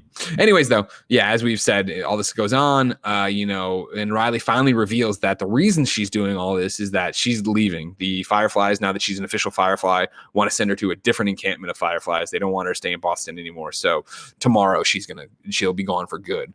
And, Ellie freaks out at this the first time, just go or whatever, and says it in an asshole way. They come back together and make up, or she tosses the squirt guns. They have a fight. She's like, listen, I said it in a bad way, but like, you should go. Like it's what you've always wanted. You want to go do this. You should go do it. And then, and she's like, who am I to stop you? And then Riley's like, the only person who could. Riley takes her Walkman, which in American Dream she steals for a little bit, puts on some music that she made for her. They get up and dance on the thing. They're having a good time. And Ellie finally stops and has this moment. And Riley goes, "What?" And Ellie says, "Don't go. Like, you just don't go, stay." And Riley doesn't say anything, reaches up, grabs her Firefly pendant, rips it off, and tosses it on the ground. Ellie kisses her in a beautiful moment. And like, I get choked up when Sarah dies, and watching that again, this is the one where I teared up, where Ellie has this beautiful moment, right, and is happy for a second and kisses her, and then steps back and goes, "I'm sorry." Says sorry, and Riley goes, "For what?" And it's just like, fucking nailed it. Like, what a fucking awesome moment. And there's this brief thing of like, what do we do now? We'll figure it out. Well, Marlene's not going to, and there's noises over there, and it's all the infected running in. From here, we're on the run from the infected, running all over shoe. This is juxtaposed with, going back to present time and fighting people off, trying to protect Joel. We're running from them. They eventually jump on you and claw at you and whatever. You run away, you get away from them. Yay. But when you finally get to the end, Riley goes, "Ellie, your arm," and she looks down and she's bleeding. She wipes it away, and there's the bite mark, and it fills back up with blood. And she's like, no. And then Riley goes like this and has a bite on her gun hand too, or whatever.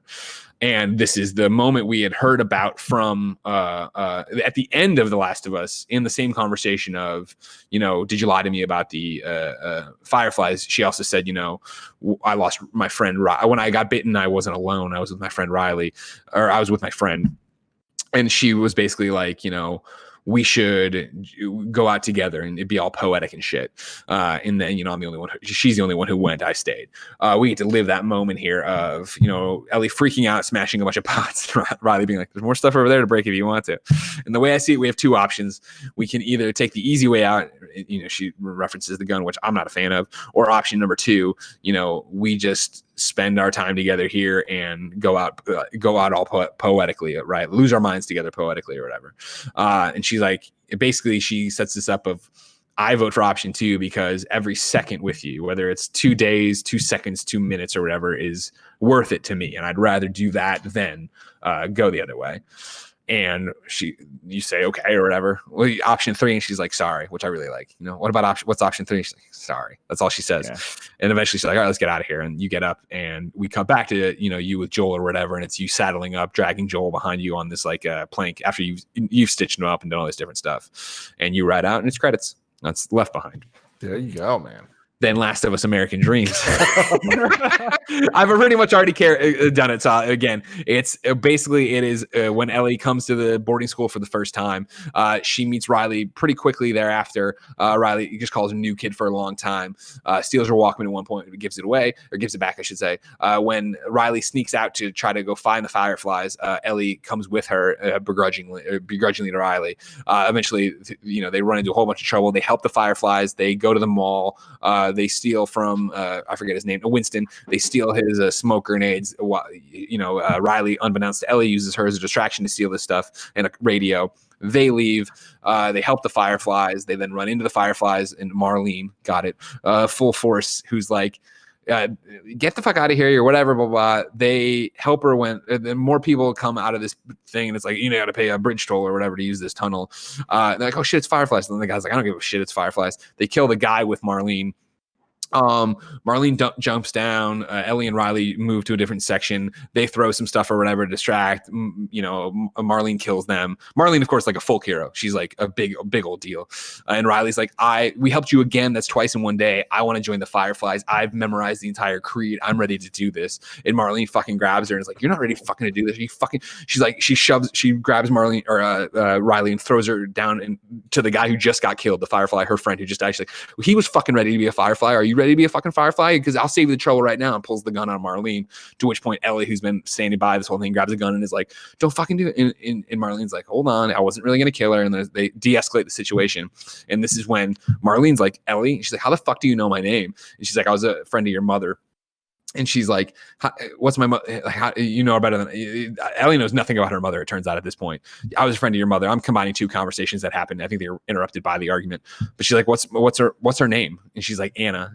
And that's news to Ellie or whatever. This is when she hands Ellie the letter. This is when she gives her the switchblade as well. And says like this, I've been looking after you, even though you didn't know it. Every time you've bumped around a military school or whatever, or boarding school, I've been behind that. I've had people looking out for you.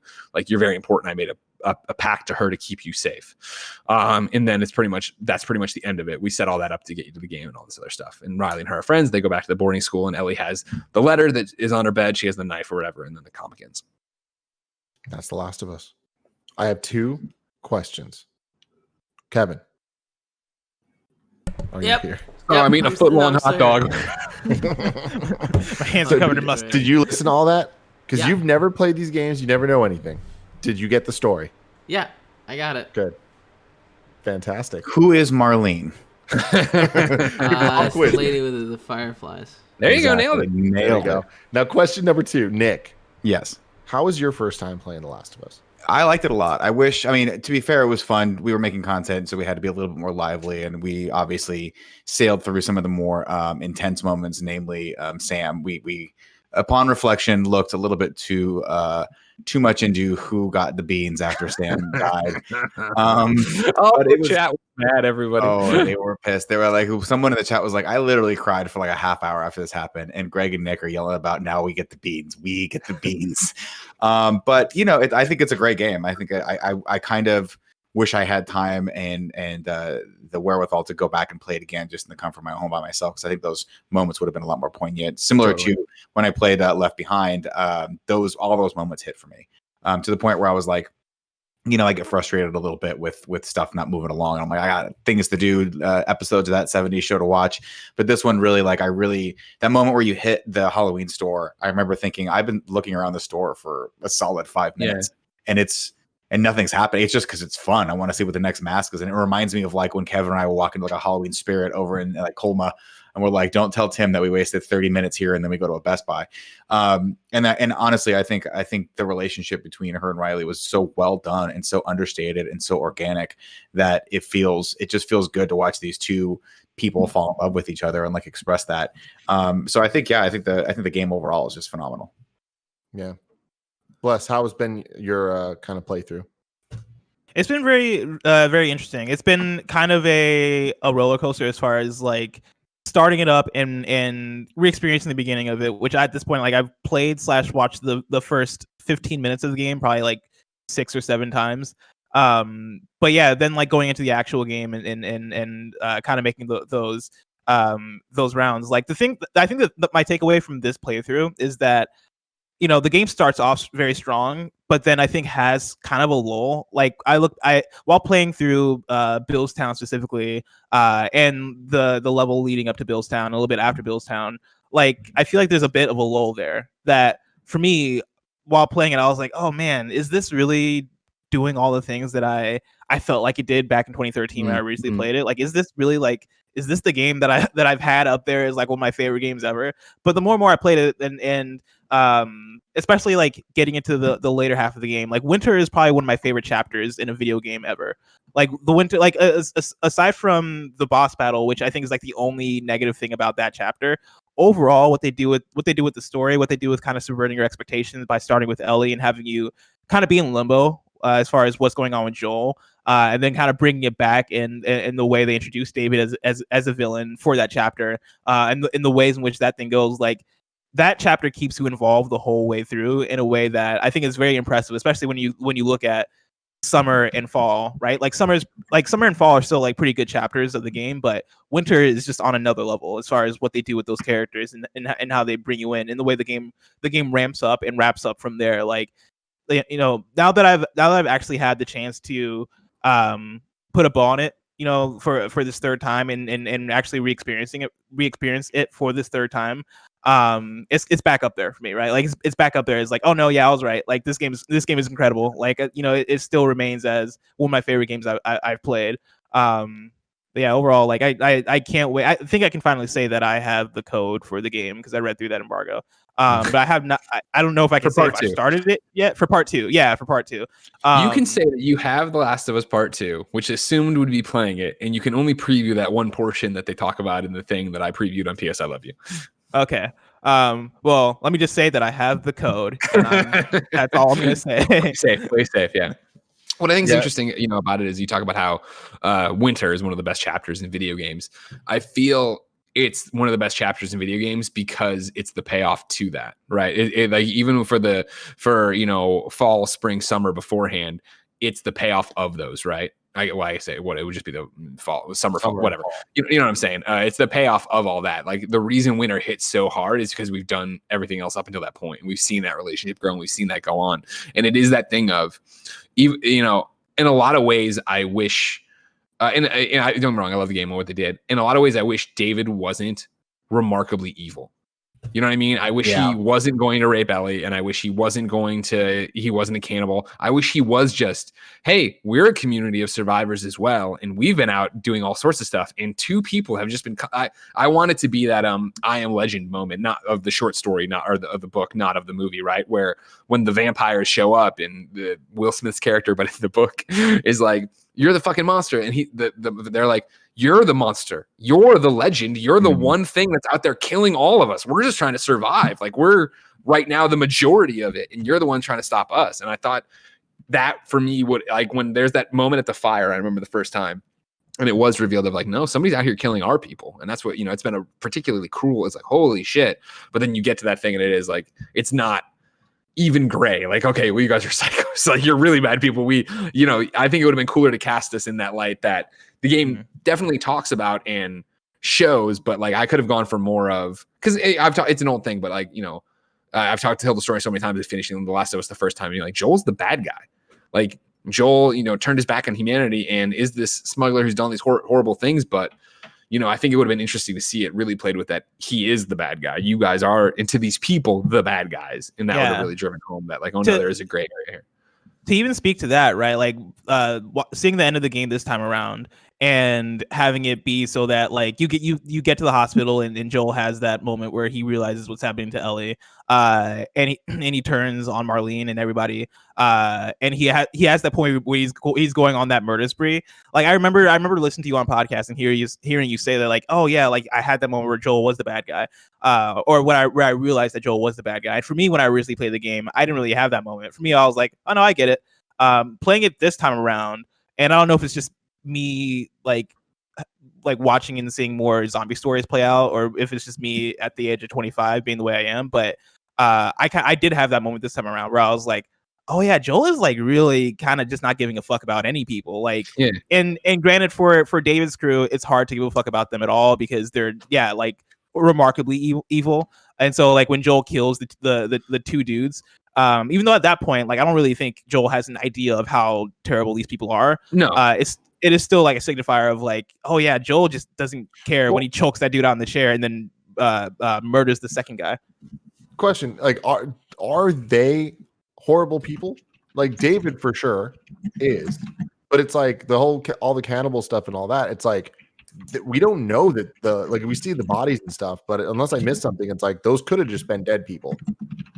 Yeah, I don't know. I mean, that's to me the strength of the storytelling in this game, right? Like, I've only played it once. Granted, I haven't played it like 15 times, like Blessing has, rubbing it in our faces or whatever. But but for me, it's not about. I never pegged Joel as the bad guy. In fact, I never pegged anyone as a bad guy and or a good guy. I think that's the whole point of this game, is that there are these gray areas that everyone is forced to operate in because of the nature of what's happened to the world. And to me, that's why I love and also dread playing games like this, because there is no 100% clear-cut answer. Granted, when David goes ham on Ellie and she kills him, you're like, okay, she was in the right for that one. But the question of should he sacrifice the one for the needs of the many, obviously is a phrase for a reason, because that's a hard question to ask yourself. Are the needs of the many, do they outweigh the needs of the few or the one, as Spock once so eloquently put it? And to me, it's like, I don't know, I guess it's a personal decision. Would I have let her die? No. Would I have let Tess die? In a heartbeat. Oh my god! See, that was my thing about it back in the day, and the arguments were really when everybody was playing it and everybody having this discussion. So many people were like, "Well, you don't understand the love of a father for their daughter, right?" And like he's imprinting that on he's imprinting Sarah on her, and vice versa. And I'm fine with all that, but from the moment, like on top of the fact that like this could have been the cure to stop this from ever happening, stop the cordyceps and stop whatever. That aside, even it's for me, it was always this violation of trust that like. Ellie says like this can't all be for nothing. Like, you know what I mean? Like I even though in this is where again where I'm the whole like we never even talked to her. She's knocked out, right? Where Marlene tells Joel like she'd want this. She'd want to do this, and it's like, well, yeah, but like offer the choice. But that's a different thing. It's just like this is very clearly not what Ellie would have wanted to do, and so for Joel to rob her of that decision, that's what always got me in terms of like. When I say he's the bad guy, I don't mean he's like the fucking Joker or twirling his mustache. It's just like that makes sense. I guess. Man, this is a game where like there's not a right and wrong. That's what I'm saying, right? Because you say that's an evil thing, but to me, Marlene's even more evil for not giving her that choice, right? For taking that choice and basically committing murder. Sure. And so that's why I empathize with Joel, because I'm like, it would be different if they sat both of them down and said, "Here's the rub. Yep, you have the cure, but there's a 95% chance." I mean, even like. Pat it out a little bit. There's a 90% chance you might die and a 10% chance you might live with this. Lie to him, whatever. I don't know. That's a little bit more forgivable. It's a little bit more forgivable than just being like, you're unconscious, so we'll take your unconscious. You would want this. We're not going to wait for you to wake up. We're not going to wait for you to wake up and ask you that, right? And so that's money here. We got to get this fucking aerosol distribution cordyceps antifungal. Exactly. But as a storytelling mechanic, you can understand why they chose to keep her knocked out, because given the choice, the ending would have been totally different. She would have said, "Of course I want this," and then Joel would have had to watch as they wheel her into the room, and that's the end of the game, right? Maybe he kills Marlene out of just sheer rage, and then he is a maniacal maniac. But that to me is that's what's so great about this, is that the storytelling was so tight that they kind of put them in that corner, and then you had to just deal with the ramifications, and it's a long-term thing. There's no real resolve to the end of this game, right? We don't feel like, oh, that's wrapped up nicely, everyone's gonna live happily ever after. Like, oh, she's gonna figure that out eventually, and they're gonna have a come to Jesus moment with each other, and presumably that's what's going to happen, or be at the core of at least the beginning of The Last of Us 2. Something that I think gets me really excited and playing through this again with very like fresh eyes, all things considered, it being so many years, is knowing that there's an HBO show happening, which is so exciting. I forgot about that. Yeah. Druckmann involved, like everything we're hearing is just like 10 out of 10 perfect, right? From that though, I remember when it was announced being extremely excited, but also being like, I don't know that there's enough story in Last of Us to be a season of a TV show. And that was just me thinking about like, what's the story of Last of Us? And I cut out so much. Like I jumped to like, the kind of key moments and the things that we all talk about. But I didn't remember that what really makes this game extra special, in addition to the major plot beats and Joel and Ellie's like relationship, is the supporting characters. There are so many characters that almost every single one, I'm just like, damn, I forgot how much. I'm sorry, Nick. I like Tess. I forgot that Sam and Henry actually have way more to do in this game than I remember. I remember them being like, writing them off like, oh, they were in a mission. They're not in a mission. They're in like a chunk of the game. Yeah, they're a major like signpost when you think about like, where are you in the game? Oh, Sam and Henry. Okay. And Tommy and Maria and you just keep going with these characters where it's just, and even the characters that we don't see, like Ishmael, like all that stuff. It's like, there are so many characters, Robert, like these unique storylines that are all in this world, and they're all believable because they all feed into each other. And I just think that that's what makes this special, is that they, over the course of this, whatever it is, 13-hour game, like introduced you to a world that feels like its own character. You travel around a whole bunch of different places, and it all feels like it's in one thing. This feels like one world. It doesn't feel kind of like, oh, well, over here we have these fucking crazy people. It's like they're all crazy. Do we know, is the HBO show picking up with the main characters? Is it just retelling the game, or is it going to be a completely different story? It's retelling the first game. Yeah. See, that's the like. So here's my thing: is like I love that. I hope it's one season. I hope they don't continue this on, and I hope they follow the games, because this, like you guys hit the nail on the head. I think the thing that really differentiates this, for me at least, from like Walking Dead, is that you actually get immersed in the experience. And I'm wondering how they're dealing with the inevitable comparison if this goes beyond one season, if it's not just a mini series, if it's not just a one and done of, are we really going to go on this ride again? Is Rick really going to go until the actor himself goes, I don't want to be in this series anymore. Can I get the hell out of this? Are there going to be so many parallels drawn between Rick and Carl versus Joel and Ellie? And is that going to start to wear, on the brand of The Last of Us? Because there are a lot of parallels, and you're right. I mean, the tropes are there and we understand it, but like how do you show them running away from a horde of infected and not have that obvious comparison be made of like, they're just zombies. Like we're just running away from zombies. So I don't know. I'm not too worried about that. I think that we'll see. That we have behind it, and it's the team behind Chernobyl, right? So it's like that's a one and done. Yeah, like a writer of Chernobyl. They know what they're doing there, and with Druckmann in charge, I feel like if anything, we have a Last of Us 2 coming, so there's season 2. I mean, I'll point out that PlayStation Productions has never had a miss as a television film company. Have they done anything yet?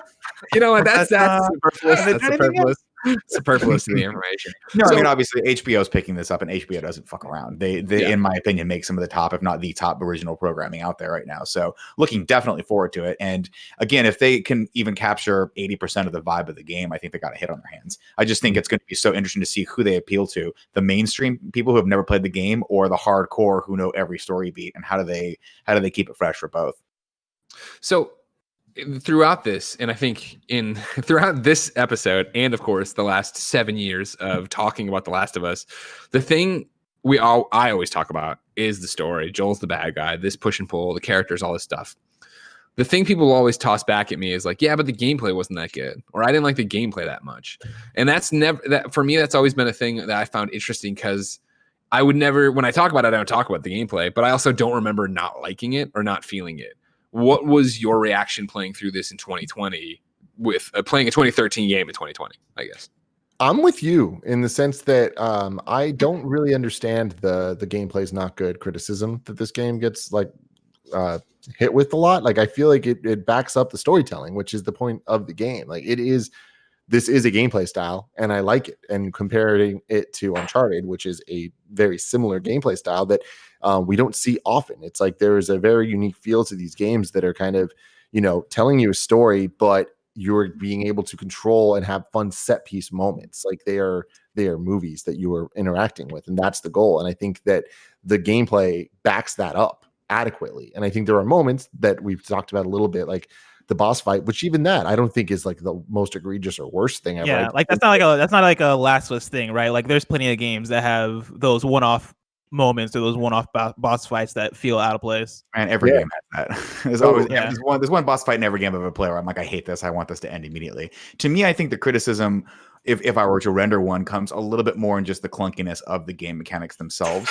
And what I don't like is when I play a game and I feel like it's not my fault that the character is not reacting fast enough, or I'm not pulling out the right weapon. It's the clunkiness of the UI that's getting in the way of my ability to react fast enough to deal with these levels. You bring up the level with that long hallway where you kind of get pigeonholed into the tail end of it. And I just remember being frustrated. And again, being frustrated when I popped back into Left Behind, of thinking like, there's gotta be a better way to do this control scheme that doesn't make me feel like my character is slower than they need to be in this situation. And sometimes I get the feeling like I don't like when you can feel the hand of the developer right behind you going, no, we slowed this down on purpose, or we made it so that this was obtusely hard on purpose so it would frustrate you.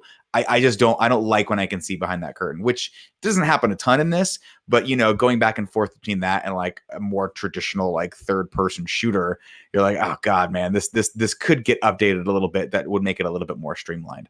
Yeah, I don't know. Sorry. I'm just gonna say it's like I see what you're saying. I just think that if it was updated and streamlined, then the set pieces that are happening would need to be, the ante would need to be upped. Well, it would need to be more like Uncharted. And I understand they didn't want to do that, right? They didn't want it to be so good that you feel like your character is not real. And that's a hard balance. I'm not a game developer, so I don't know how to strike that balance of saying like, maybe it does need to be a little slower because that's how human beings really do move. But the fact that Joel can't do a pull-up, and I mean that in all sincerity, not jokingly like I did before, is absurd. Why can't he pull himself out of the water if we're going for realism in this? Why would, why after 4 seasons of being together for 6 months would they not take 5 seconds to teach this poor girl how to swim? Just teach her how to swim. Yeah. Every obstacle we meet is either an infected dead person or water. So like we can mitigate half of the stress of this game by doing that. And again, same. Why don't they do it? Because we wouldn't have a story, we wouldn't have a game. I understand that completely, and it's their game. And again, to me, it's a solid, a grade A experience. But there are moments where I'm like, I shouldn't, like, to me, really, really, really good core mechanics are those where you jump back in and the muscle memory takes over, and it never did for me in this. And it has a lot to do with the item wheel, where I'm like, there's got to be a better way to do this. There's got to be a way to get it's funny because I feel like there's been 7 years of criticism, and maybe I'm alone in this, but with the item wheel and just kind of like the gameplay itself. And so going back into this, I thought it was going to feel outdated, and it was going to feel like, ooh, we've come a long way. And I found myself being like, wow, this is one of the rare examples of a game that has a unique control scheme where it's like L1 to sprint. That's not normal. We're not used to that, right? Like, I don't think we were ever used to that in games. Like, it's usually like pushing the stick, right? Or, whatever it is. The amount of times I fucking went into photo mode by accident, I was like, God damn it, because I was hitting that the wrong. Well, I mean, you'll remember, Greg, there was a solid 30 minutes of, I think, the second stream where I was like, I cannot run in this game, and it was because I was constantly holding down L3 instead of L1. Which I felt stupid, but then I'm like, wow, what a waste of L1. Like, that could have been a totally different thing. We could. The thing for me is like it works. Standard now is clicking in L3. I mean, don't get me wrong, I'd much rather hit L1, but unfortunately, the industry standard has become that. So it's so weird to be fighting against that constantly in your own brain and have that just be a little bit of an interrupt every time you want to go and do something. Yeah, I don't even think the control scheme is that unique. I think in the PS3 360 generation, I remember quite a few games having like L1 to sprint, or like one of the back buttons to sprint, as opposed to L3. Was always like aiming with the shoulder, the R1. Yeah, like aiming would have been L1, R1, and then sprint would have been like L2. But yeah, this generation is it very much has been standardized. Like the L3, like L3 was very much like a first-person shooter thing during the 360 generation, and now I think more so. Call that out. I want to know some examples of L1 to sprint in games. Yeah, I'm curious to see if people might be able to. Nick, the chat says Skyrim L1 to sprint. Yeah, Skyrim known for its amazing control. For its running. No, well, it's interesting for me because where I was driving at with this gameplay discussion was that, and this is, I don't think a knock against it because I think it controls fine and does everything fine. I was amazed by how dated the gameplay felt. I felt when I was in this one. I did feel there were so many like clear gear changes of like, all right, cool. Now this one's going to be, you're fighting the infected. All right, now we're going to, how are you going to get this giant clunky ladder and move it around? Like there was animations and stuff too of just where I was like, man, like it's rose colored glasses and it's 7 years and it's the PlayStation 3. Now we're remastered on the PlayStation 4 and yada, yada, yada. But there were times where I was like, man, like this kind of looks like a Telltale game right here in terms of like just the way the characters were and how stiff their animations were in certain very certain respects.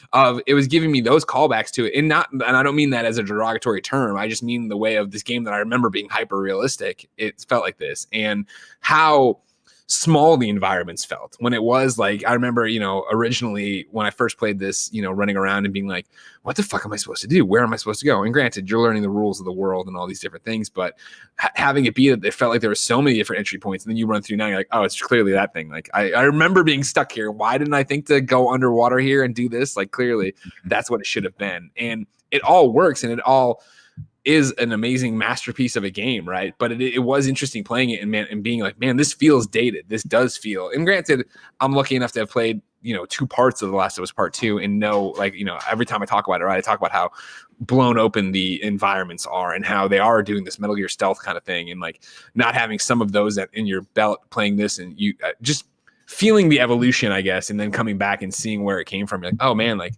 this does feel like an older game when I didn't expect it to feel like an old game. And see, to me, imagine my, again, in my brain, I'm like, I know you say it's a PS3 game, but I played it on PS4. Sure. So that's kind of what I'm coming at as well, where it does feel that way to some degree because it is an older game, but I don't have that realization. I don't have that one-to-one because I'm literally looking at the newest console playing it on. So I kind of, I feel that.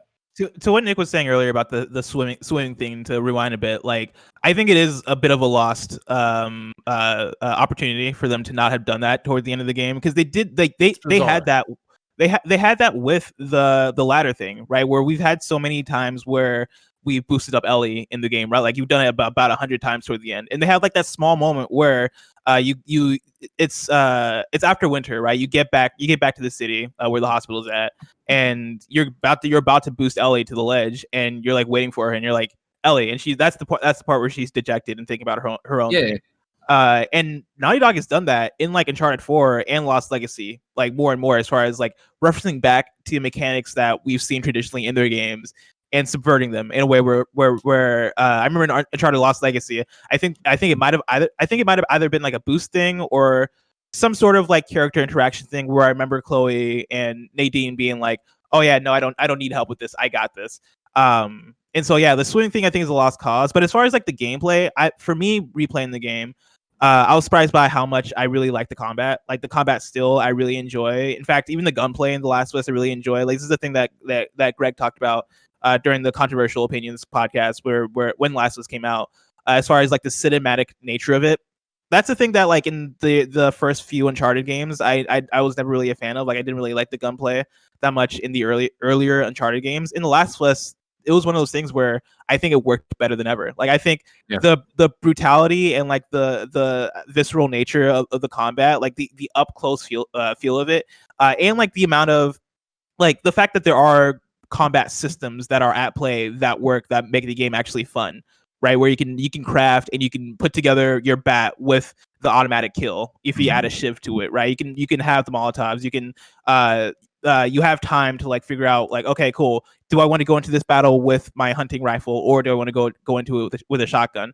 There are like enough gameplay choices at play in the combat, and I think the combat works and is fun enough that like I think in the game it's very much a success. And then also as far as like can I chime in one thing as a praise to what you're talking about right there? It was the fact that, you know, off of both the Last of Us 2 previews I was talking about like how, man, you get in these fights and by the end of them, you've used all everything you have and you're out of everything, but you've survived by the skin of your teeth. I forgot that that's in Last of Us 1. Like I had so many fights that were like, fuck, it's down to, I have one arrow. I have one arrow and there's 3 dudes. And it was like, get a brick, stun them, run up, stab them, do these whole things. My final Molotov. Oh yeah, if you watch my playthrough, there are multiple moments, Greg, where you react to that. We're like, oh, you're just gonna go for it. Okay, great. You know, I'm like, I don't have a choice. I have nothing left. Totally, it puts your back against the wall and makes you think in an interesting way. I'm sorry, go ahead, Buzz. Well, I'll say to what Greg actually just said, right? Like I've had those moments too while playing, and for a 2013 game, I've had moments where I'm like, how did they do that? Like, how did they figure that out to make me like get out of this battle with through the skin of my teeth, right? And feel like I'm barely making it. Like there are a couple moments while playing where I've noticed that I'll like counter an enemy, right, who's like grabbing me from behind, and I'll like tap square or whatever and push him to the floor, and I press aim, and then it'll automatically aim at his head because they want that cinematic moment to happen that way. Yeah. Like you notice that every now and then, but like those are the things that I think that works, right? Like I like the fact that they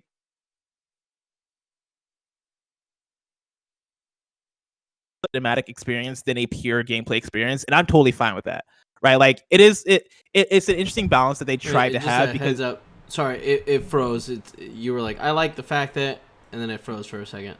Oh, which I think I say that a lot. Which part? Which I like the fact that it froze for like 10 seconds.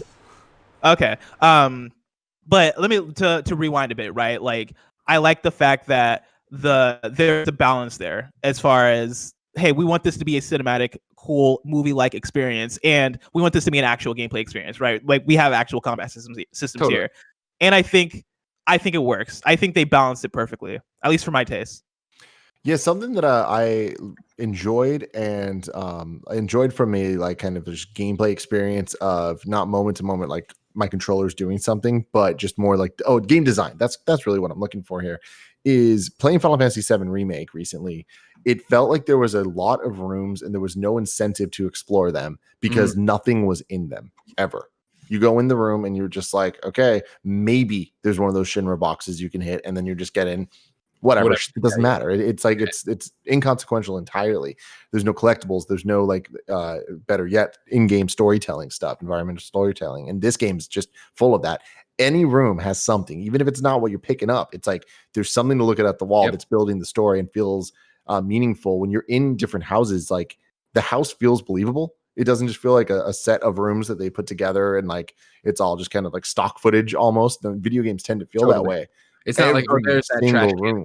There's that chair again, right? Like it definitely use chairs and trash cans again. But I'm saying that these all of these worlds feel believable. And that was always the thing that I stand by with this game, is the environmental storytelling is so top notch, to where you are on this journey with Joel and Ellie, and that is the narrative, obviously. But, you know, even we always bring up Ish, but like outside of that, finding the other narratives, finding the other storylines, finding the other people who, what happened to them in their house, or finding notes in a house that are about a safe, or finding the safe and then trying to find the combination in the house somewhere else for it. Like, there's stuff going on in this game that, yes, makes it not only fun but rewarding to go room to room, check every drawer. And that's always the funny thing, I think, when people want to watch it. Go ahead, sorry. But what's not fun and rewarding in the exact same breath is in those rooms having to just do this. Yep. Yeah, For sure. Walk around and just move the analog stick and have your character kind of like pick everything up. It's just like, I just wish that there was some way to make that gameplay more rewarding and fun, and not just feel like a task that you have to do to get the scissors or get the this or get the that. And it's like, it's always interesting because at some point it's just like watch a movie, you know? Yeah, but you know, and that's always funny for me, because at some point you're like, am I not going to pick that up? Like, why would I not? I just going to auto pick up, right? The only time I'm not going to pick something up is if my inventory is full. So why don't you just let me, like, I freaking hate when games make you have a conscious choice to pick this thing up. Just let me get close enough to it, pick it up. It's a foregone conclusion. You're just adding another hour really to the game overall gameplay, which is not necessary. Yeah, it's weird. But again, I don't really have a great solution to it. To touch on the swimming thing for a second, I'm happy. It wasn't fun, but it did feel rewarding as a pack rat in games. I do like going and finding stuff and picking it up and going. Sure. Back to your point, yeah, why wouldn't I go do that? I'm glad though they have like a good medium though, because it's not like a Far Cry game where like if you want to loot something in Far Cry, you like have to bend down and like you do like this thing with your hands. And it feels like it takes like 10 seconds just to like skin something. The animations are fluid, for sure. They're fluid, right? And it's like I think they did away with that for the last Far Cry game. But yeah, with I don't think that was a matter. The swimming, that's good then. The swimming is another thing that I didn't love in this game, gameplay wise, where it's like swimming's still not fun in video games, and this game doesn't have it too much, but it has enough of it that I was like, I don't like this. And that's the one thing where I'm happy they didn't have Ellie actually swim, because then we would have just had more of it. I just think for the amount they focused on Ellie not being able to swim story wise, there was no payoff to that, unless there's some type of like metaphor I'm missing. Because like it's weird how much they focused on it and didn't bring it back. No, I think it's just a mechanic they fell in love with and thought it'd be cool for puzzles. Which, I mean, to a degree, the first couple times you do it, you're like, oh, that's interesting, that's cool. But then by the 15th time, you're like, you know what, you're on your own. Just throw her in the water and see. Drop the ladder, move the pallet. Exactly. But, you know, I don't know. Again, I just think for a game that has such a tight story where like anything that is like dialogue and story based that's backing up gameplay really has a reward storyline wise. Sure. That's one that just doesn't. Well, I mean, it's one of those things too where I'm like, I think this game was a decent length, but I'm always of the mind that a lot of these games could be shorter. I'm always of the mind when some of these tasks start becoming cumbersome or redundant, that these are the kinds of things that I'm like, I don't need this level. I really am invested in the story, and that to me is always priority with any experience that I have. And so any mechanic or anything that starts to feel redundant and gets in the way with that starts to draw me out, and that's when I stop playing games. Not that I would have stopped playing this one because I really wanted to see how it ended. But yeah, it could have been a little less of everything around it. So where's your hype levels now for Last of Us 2? Talking to me? Everyone in general. Very high. Yeah, I'm very much looking forward to it. I'm coming hot off the heels of my first play. So to me, it's not like Greg that played it 87 years ago when he was just a wee pup. And he's played it 15 times since. This is my first to go about. I mean, I just played Left Behind 2 nights ago. So I'm ready to go. I'm looking at my email, not seeing my code anywhere, Greg. So... I wanted to have you read American Dreams? Like, it really is kind of it's a very judicious process at PlayStation right now to get a code. Good point. I apologize. Bless. What about you? So, like, for clarity, I've not started the game, and so like I got the code last night, and I did the thing where like as soon as I saw it, I did a dance. I was like, oh man, like I'm ready for this. Like I can't wait. And I haven't touched it yet because I've been wanting to catch up with the first Last of Us. But that said, I'm very excited about it. Yeah. Very exciting times. Well, ladies and gentlemen, like I said at the top of the show, we are going to be covering Last of Us 1 and 2 for the month to come. And I'm sure for the next 7 years at the very least until we do the next one. But thank you very much for sticking around with us. We are about to do the Kind of Funny Gamescast post show for anyone that's on patreon.com/kindoffunnygames. Thank you very much for that and all of your support. Until then, Hold Love on. you all. I want to call Go out that for it. when the review goes live Oh, next yes. week on Friday, June 12th, 12:01 a.m. Pacific time, I'm going to be in the comments. So I'll be live there for probably like an hour. Fun.